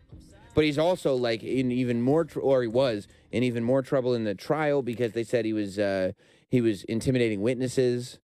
He was doing all kinds of stuff. I mean, like, piece of shit. Okay. when I tell you I fell asleep reading his legal troubles, Wow. it was. The It's first a ton of incident, it. occurred around 2 weeks later. He slapped her and broke her iPhone 6S because she'd complimented a male friend on his new jewelry. And the guy did repair her phone. Later that day, he left the room and returned with 2 grilling implements, a barbecue pitchfork and a barbecue cleaner, and said he told her to pick between them because he was going to put one of them in her vagina. She chose the fork. He told her to undress. He was lightly dragging the tool against her inner thighs when she passed out. He did not penetrate her with. Now, let me ask you, she took her clothes off. This is a dumb question, but do they just have? There are people that try knife play. Was this a threat? It was an abusive relationship. Okay. This was a threat. Okay. He began to act violently towards her often. Okay. The couple moved to Orlando. When asked her in the deposition to pinpoint the day he threatened to kill you, she said, "Well, we lived in Orlando. It was literally like every day." Yeah. So I mean, yeah, it was. She put. Let me see her in photos. It was bad. And a photo came out of Wow, her what a bad guy. after she got pummeled because he All right, kicked. so fuck him. He kicked the shit out of Fuck her. him. Reportedly, If you're kicked beating the up your shit- pregnant girlfriend, fuck him. when she said she was pregnant. But he's denying all of it. Yeah, that was the photo, the other one where she was What all a cute bruised girl up. too. The first one that you had up, she was bruised up. Yeah. Yeah. Wow. Wait, that's not clownish makeup, those are bruises? Yeah. Wow. I literally thought that she had put weird makeup on her face. Yeah. I mean, I think Wait a minute. What's all that red stuff? Does she have like something with her skin, or is that fucking on her? We're looking at her arms and she has like red marks on her arm. Those are bruises from being beaten up? That's what she says. That's what she says. So What is it that attracts women to these fucking pieces of shit? Like, really, what is it about pieces of shit like this? No, it is. Because they do stay with these guys. Yeah, no, that's what I'm saying. You can't. I mean, you can't underestimate. What mental I guess torture is. I mean, all this stuff is real. That's why I really want to talk to the woman who wrote the thing about Chris Hardwick, because it's like, I think I could see, like, from the beginning when Chris Hardwick, if all that stuff is true, when he comes to her with a list of rules, I would say that's a red flag. Immediately you get out of there. Right there, you could go, I don't want to be, because she didn't say he ever forced her to have sex or he raped her. She was saying that it was just an abusive, mentally dominant She said situation. sexual assault. Again, she didn't say that he pinned her down and made her fuck. She said he would just want sex every night, and she stayed, I think, to keep the relationship going. And that he threatened her to leave if she didn't have sex with him. Which Again, is stop threatening someone to leave a relationship is not, hey, I want you to fuck me or I'm going to leave the relationship. Then you have the choice. Domestic violence where a guy's hitting you is a different thing. Well, she's not accusing him of domestic violence. But that's what I'm saying. That's a different thing. But when a guy says, I'm going to leave you if you don't fuck me, well, then don't fuck him. Let him leave you. Theoretically, yeah. Yeah. But that's why this mental thing is real, because logically anybody could say that. And did he threaten to leave her, or did he go, the reason I left my last girlfriend was lack of sex? Well, that's what threatening, that's a threat to leave. It's also true, though. Like, if your girlfriend's, I'm not saying he's right, but I'm saying, if someone's not fucking you the way you want to be fucked, and you tell them, I broke up my last girl, because I've been in those situations where there were certain things I wanted that the other person, and again, it wasn't every day, but when they weren't doing it, I'm like, why am I in this? Like, we want different things. Yeah, but that's not what he was. I mean, if you believe her story, right? So let's just go by her story. He was clearly using it for mental control. Like, it wasn't saying, "Hey, I want this and you want that." Or, is this really a good fit? That wasn't what it was. But if you're saying to somebody, if you don't fuck me, I'm going to leave the relationship. If I'm not getting the sex I want, okay, that's a dick thing to say. Fine, fair enough. Yeah. But that would be like if a girl said to me, "Hey, if you try to fuck me more than twice a week, I'm leaving the relationship." And I stayed and then go, well, she was sexually starving me. And if she had said to me, hey, you got twice a week, you're going to get fucked, or once, whatever it is. Like, how many guys are in relationships with people that don't fuck them at all, and they stay, even though they're not getting what they want? Meaning, sex is used as a weapon by both parties. I'm not saying she did, and that's a dick thing for him to say if he phrased it like that. But I don't think that constitutes abuse where you can't just leave the relationship and go, this guy's an asshole, and leave. You can't, even if you're getting physically attacked, you can leave the relationship, right? I put physical in a definitely. But do you not believe in mental abuse? Of course I do. I just don't think a guy's saying, if you don't fuck me, I'm going to leave. I think that's a dick thing to say. But what I if don't classify that as mental abuse that you can't get out of. What if you, well, of course she did get out of it. Right. Eventually. Sure. But if you've prefaced it, right? Like, abuse works conditionally. So you have to go through, and I think we're a little bit playing devil's advocate against each other, but if you've already set up this thing, I'm in charge, here are the rules, we don't speak in public, we go through this, we go through that, and there is, I feel like when I read that Chris Hardwick essay, I read the whole essay, and in the beginning I was like, okay, Chris Hardwick is a dick, but sounds like a bad relationship. I'm really interested in why she stayed. Like, I would love to talk to her about why she stayed. Yeah, people clearly, staying, they have to take responsibility for staying sometimes too. I've stayed in things that were not healthy for me. And there's been times that because I was afraid of being alone, because I liked what this other person brought to the table. But if you weren't treated well, and somebody took advantage of the fact that you were staying for whatever reason, that doesn't mean that you don't say that. No, but I also am careful. And again, if he fucked with her career, and they say there's proof of that, that's where it gets to me very, like, if you're fucking with somebody's was a big career, thing for me too. That's a little bit different. I've never had experienced that. But if you're just a guy. If you're really having sex with somebody, though, who you're in a relationship with, and they're not, and they're just laying there, I mean, that's weird. If that's, yeah, it is if weird. That's true, and that's and a shitty relationship. But yes, I would agree with you. I think that the most... You're dating a dick. Get out of the fucking relationship. That's it. Again, physical abuse where you're afraid a guy's going to hurt you is very different than this guy's an asshole who wants too much sex. I have a tremendous. I'm separating those. I'm not saying mental abuse does this. Of course it exists, but a woman who's like, this guy's going to stalk me and hurt me, is a much different motive for staying than. But then he did hurt her. Physically hurt her? No, he destroyed her career. That's also awful. If you're afraid of that, that's bad. Right. So it's like But is that why she stayed? Who knows? Did she stay because she was afraid he would hurt her career, or did she stay for career advancement? I mean, I don't know, because she's not being specific enough. She's saying, so I'm speculating because of what I've read, and I don't know Chris intimately. Right. We know that he's a great guy when he comes in. That's all I know of him. And even if he is a dominating guy who's a dick, let's just say the guy's a dick. Okay, the guy's a dick. Right. But is that... So that to me, I read it in the beginning. I was like, I've seen bad relationships before and they suck, but it's not like you don't destroy a person for it. But when I go, okay, if she's talking about being mentally abused, right? And then there was this thing after where there were these consequences where she did leave the relationship and she was blackballed from entertainment. Okay, if all that's true, then there is the direct consequence. That's like saying, I'm physically afraid of this guy. He said she cheated on him. Right. I think she admitted being unfaithful. And again, if there's evidence of other stuff, well, people have to realize we're speculating not having seen that evidence. We're just going by what she wrote and what he responded. So it's pure speculation. We know what we've kind of been told. But if she was unfaithful, his argument is, hey, we argued a lot. I didn't want to stay with her because she was unfaithful and we fought. Okay. And he's even allowed to say, like, yeah, I was a dick back then. I don't really do that anymore and I shouldn't have, but yeah, I was a dick. Okay. That's fine too. That's like saying, because I've cheated in relationships and I've been cheated on and I've cheated. But that's like a woman coming out and going, he cheated on me. He was an abusive because all of a sudden he was cheating and he was distant. Like, yeah, I was a dick. I was a lousy boyfriend. But that's not, but I was a shit boyfriend.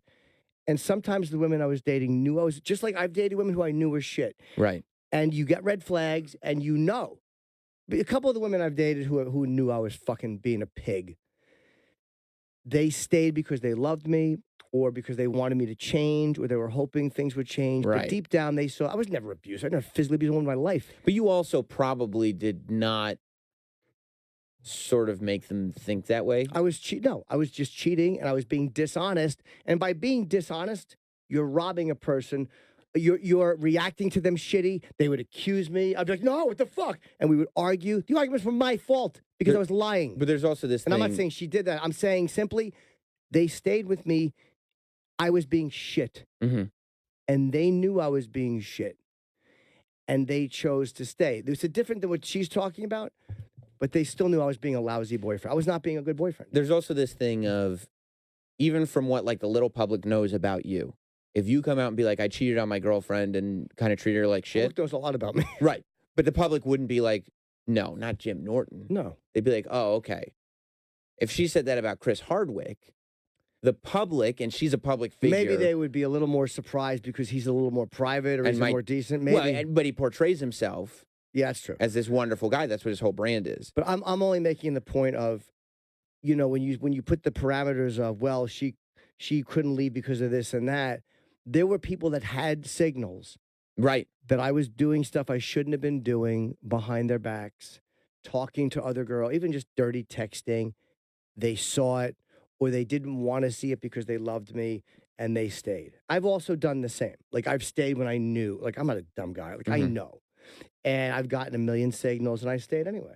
I just like you continually buy excuses that you know are lies. Like, I allowed myself to be lied to. So I've been on both sides of it. So I really do understand the dynamics of both sides of staying in a shit relationship. When you can go, you just don't want to go because there's something about this person that you like so much or you love so much. And again, these are all things that are different from physical abuse. I'm not saying that. The mentality is not that far away from like being friend zoned, where like you're watching it happen, and I've seen it, and like you're looking at the girl, and you're like, it's very shitty what you're doing. You know what you're doing. You know you're keeping this guy in the friend zone. You know you're not going to fuck him, and you know he's in love with you, and he'll do whatever you say, right? But at the same time, you look at the guy going, what the fuck are you doing, man? Just stop hanging out with him. Just stop because you know. And again, I'm not even saying that she wasn't in a shitty situation. What she has said, and he did respond and say that that wasn't true. So that's what we have to go on. If there's proof the other way, okay, I haven't seen it. Yeah, I mean, I'm not going to speculate on proof that I have not seen. I can't find if the proof is I have these rules for people that date me and I'm a control freak, then it's like he's a dick. But if you're a control freak and you put that up front in the beginning, women do have to take responsibility for anybody does who they're dating. Any guy does too. Guys do too. When a woman's like, I like to party all the time and blah blah blah, and if you're like, oh yeah, but once she meets me, she'll just want to kind of hang out with me. Sure. She told you in the beginning. She let you know who she was in the beginning. I mean, Troy, you've been there 100 times where you're like, I don't want to get in a relationship. And the girl's like, okay. And then you end up in this scenario where it's like, she, for some reason, is shocked now that this isn't turning into a relationship, right? Yeah, well, they build it up in their head that they're going to be able to change this person. And I know he said this, but once he experiences me, he's going to see how amazing I am. And it's almost like, and in the conversations that we've had, like, on some level, because this person is becoming delusional, you almost have to take responsibility, even though logically you shouldn't. You almost have, if you don't want that scenario to happen, you almost have to take responsibility and say, like, and not allow her to get close, right? Yeah, and but I've also had things happen where I've been completely blunt. Right. And a girl would say to me, and I would say, this is what I've told you. I've told you this before. And they're like, well, your actions would show me otherwise. Right. And you're like, yeah, but I told you. And they're like, yeah, but you were acting a different way. My words will always mean more than my actions. Yeah. I promise. Well, no, people are in, and she said something, and again, I'm not saying that what she said isn't the truth. You're talking about the Chris Hardwick? Yeah, because I don't know Chris intimately, and I really don't know her at all. I don't think I've ever met her. So I can't say that she's bullshitting, but when you say things, little things, like when she was talking in her thing, and she goes, and I dated a guy who was 20 years my senior. Whoa. You can't date somebody in a relationship and say, we're going in as equals. We're a partnership here. And then the guy turns out to be a jerk or he's dominating. Well, he was 20 years my senior. You can't have it both ways. Like, meaning that, like, she almost painted it like I was manipulated by this older man. Yeah, come on. Stop that shit. Like, there's a certain amount of it is like, you got to you're an adult and he's an adult. Yeah, he's older. But if you could immediately tell, like, literally, if she's saying that he said to her, we can't talk when we're in public, then as a grown-up, you should have said, well, fuck you, dickhead, and walked. Yeah. This guy's a dick, and I'm leaving. I think that goes to the desperation that exists in, like, especially, like, you go out to L.A. and you talk to some of these, like, 20-year-old girls, and they're all so desperate to be famous. They don't know how the world works, and they'll be like, okay, I'll do it. When, like, you want to grab them and be like, just be a person. Just stand up for yourself. Just do what you think is right. Yeah. Stop trying to please people. But, that happens a lot. I think we got to take a break. Yeah, let's take a break. I don't want to cut you off from any points you're gonna make. No, I really haven't. So again, I don't know any more than anybody else does. I don't know Chris well enough at all. Yeah. I've never seen him interact with a woman. I don't know what he's like. If he did fuck her over with her career after, that's a problem. really shitty thing to do. Fucking with somebody's career, fucking with somebody's work, having them blacklisted, if that's shit, that's real shitty. Yeah. And I think that if everything she's saying is true, I think Chris knew a little better than Chris kind of knew what he was doing in terms of manipulating. But if a guy lets you know early he's a dick, get the fuck out. I agree with that too. I've gone on dates with people, a few dates in, and blah, blah, blah, and they do something, they're too clingy, or they send me too many aggressive messages in a row. And I'm like, whoa. Immediately, the fucking red flag goes up, and then I have a decision to make. Is this person's beauty or their sex or anything or whatever they can bring to me worth this red flag I just saw? I think and I think it happens more with women than men. It happens with men, but I think it happens more with women. It happens to all of us. Believe me, I've stayed when I never should have stayed, and I knew, and then I suffer. Right. And I've gotten suicidal, and I've gotten depressed, and it's crazy. And you know what? When I'm brutally honest with myself, I knew all along. I remember that one lie that got told to me, and motherfucker, the person came back and said something else after. Bullshit. I remember the first lie. Yes. And I remember it, and deep down, I knew I was letting them off the hook when they changed it because I like them. Yeah. And I think Troy's right that you like a person, you want to be with them. You also want it to be like it is in your head, and you can't do that. You have to Do we have to break at this point? Can we just go to the end and end early? I mean, we'll do it. They get pissed. Who does? Don, serious. All right. Yeah, I mean, it ends up being a big thing when you're playing 2 hours worth of commercials in 15 minutes. Take a break. Okay. I mean, if you No, want how the much honest time? answer, How much time? We'll take a break What do and you we'll think? just wrap up. What do I think? I Okay. think we should break now and come back for 10 minutes. Whatever the boss says. Troy, where are you going to be? Troy's right. My band Black Caviar will be this Thursday, Public Arts in New York with the Knox. Friday in Noto in Philly, and Sunday at the Tiki Beach Party in Rhode Island. Real Black Caviar on social media. Public Arts is dope. Oh, this is going to be a great show. And the Knox That's are amazing. awesome. So it's going to be a really good party. And Jim, you got dates? No, just no. I'm going to Montreal with the radio show. I got two shows there, and also Hilarities in Cleveland is my first time ever doing that. I'm supposed to be an amazing club. So, By the way, we can talk about that if we want to. They put it up on their website. Who? JFL. Oh yeah. Oh, great. We'll talk about it when we get back. Stay tuned. Stay there. Jim Norton and Sam Roberts are back after this.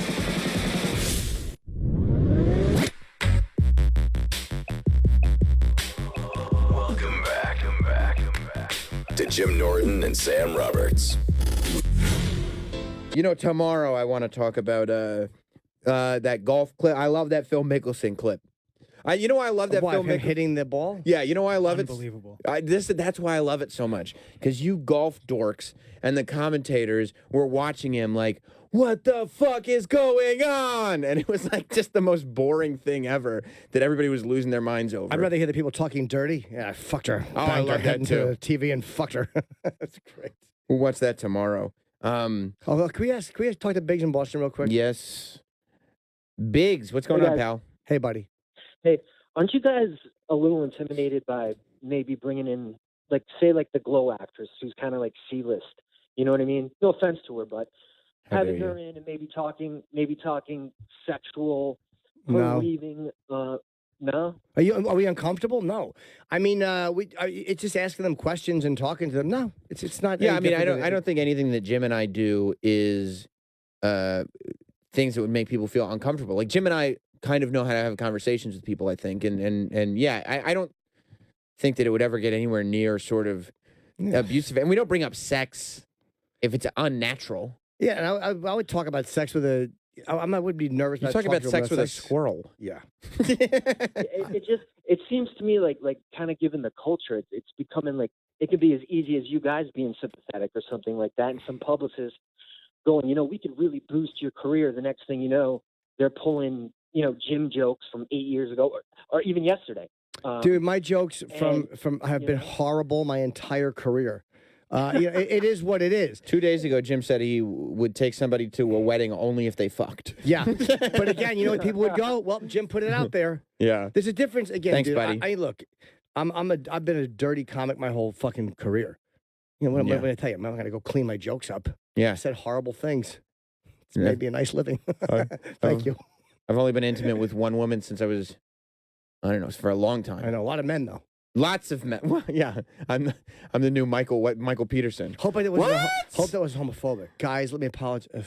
Yeah, well, I haven't had relationships with men. don't have time. I don't have it in I me. saw the other 3 episodes. They could have done it in one. Fucking typical.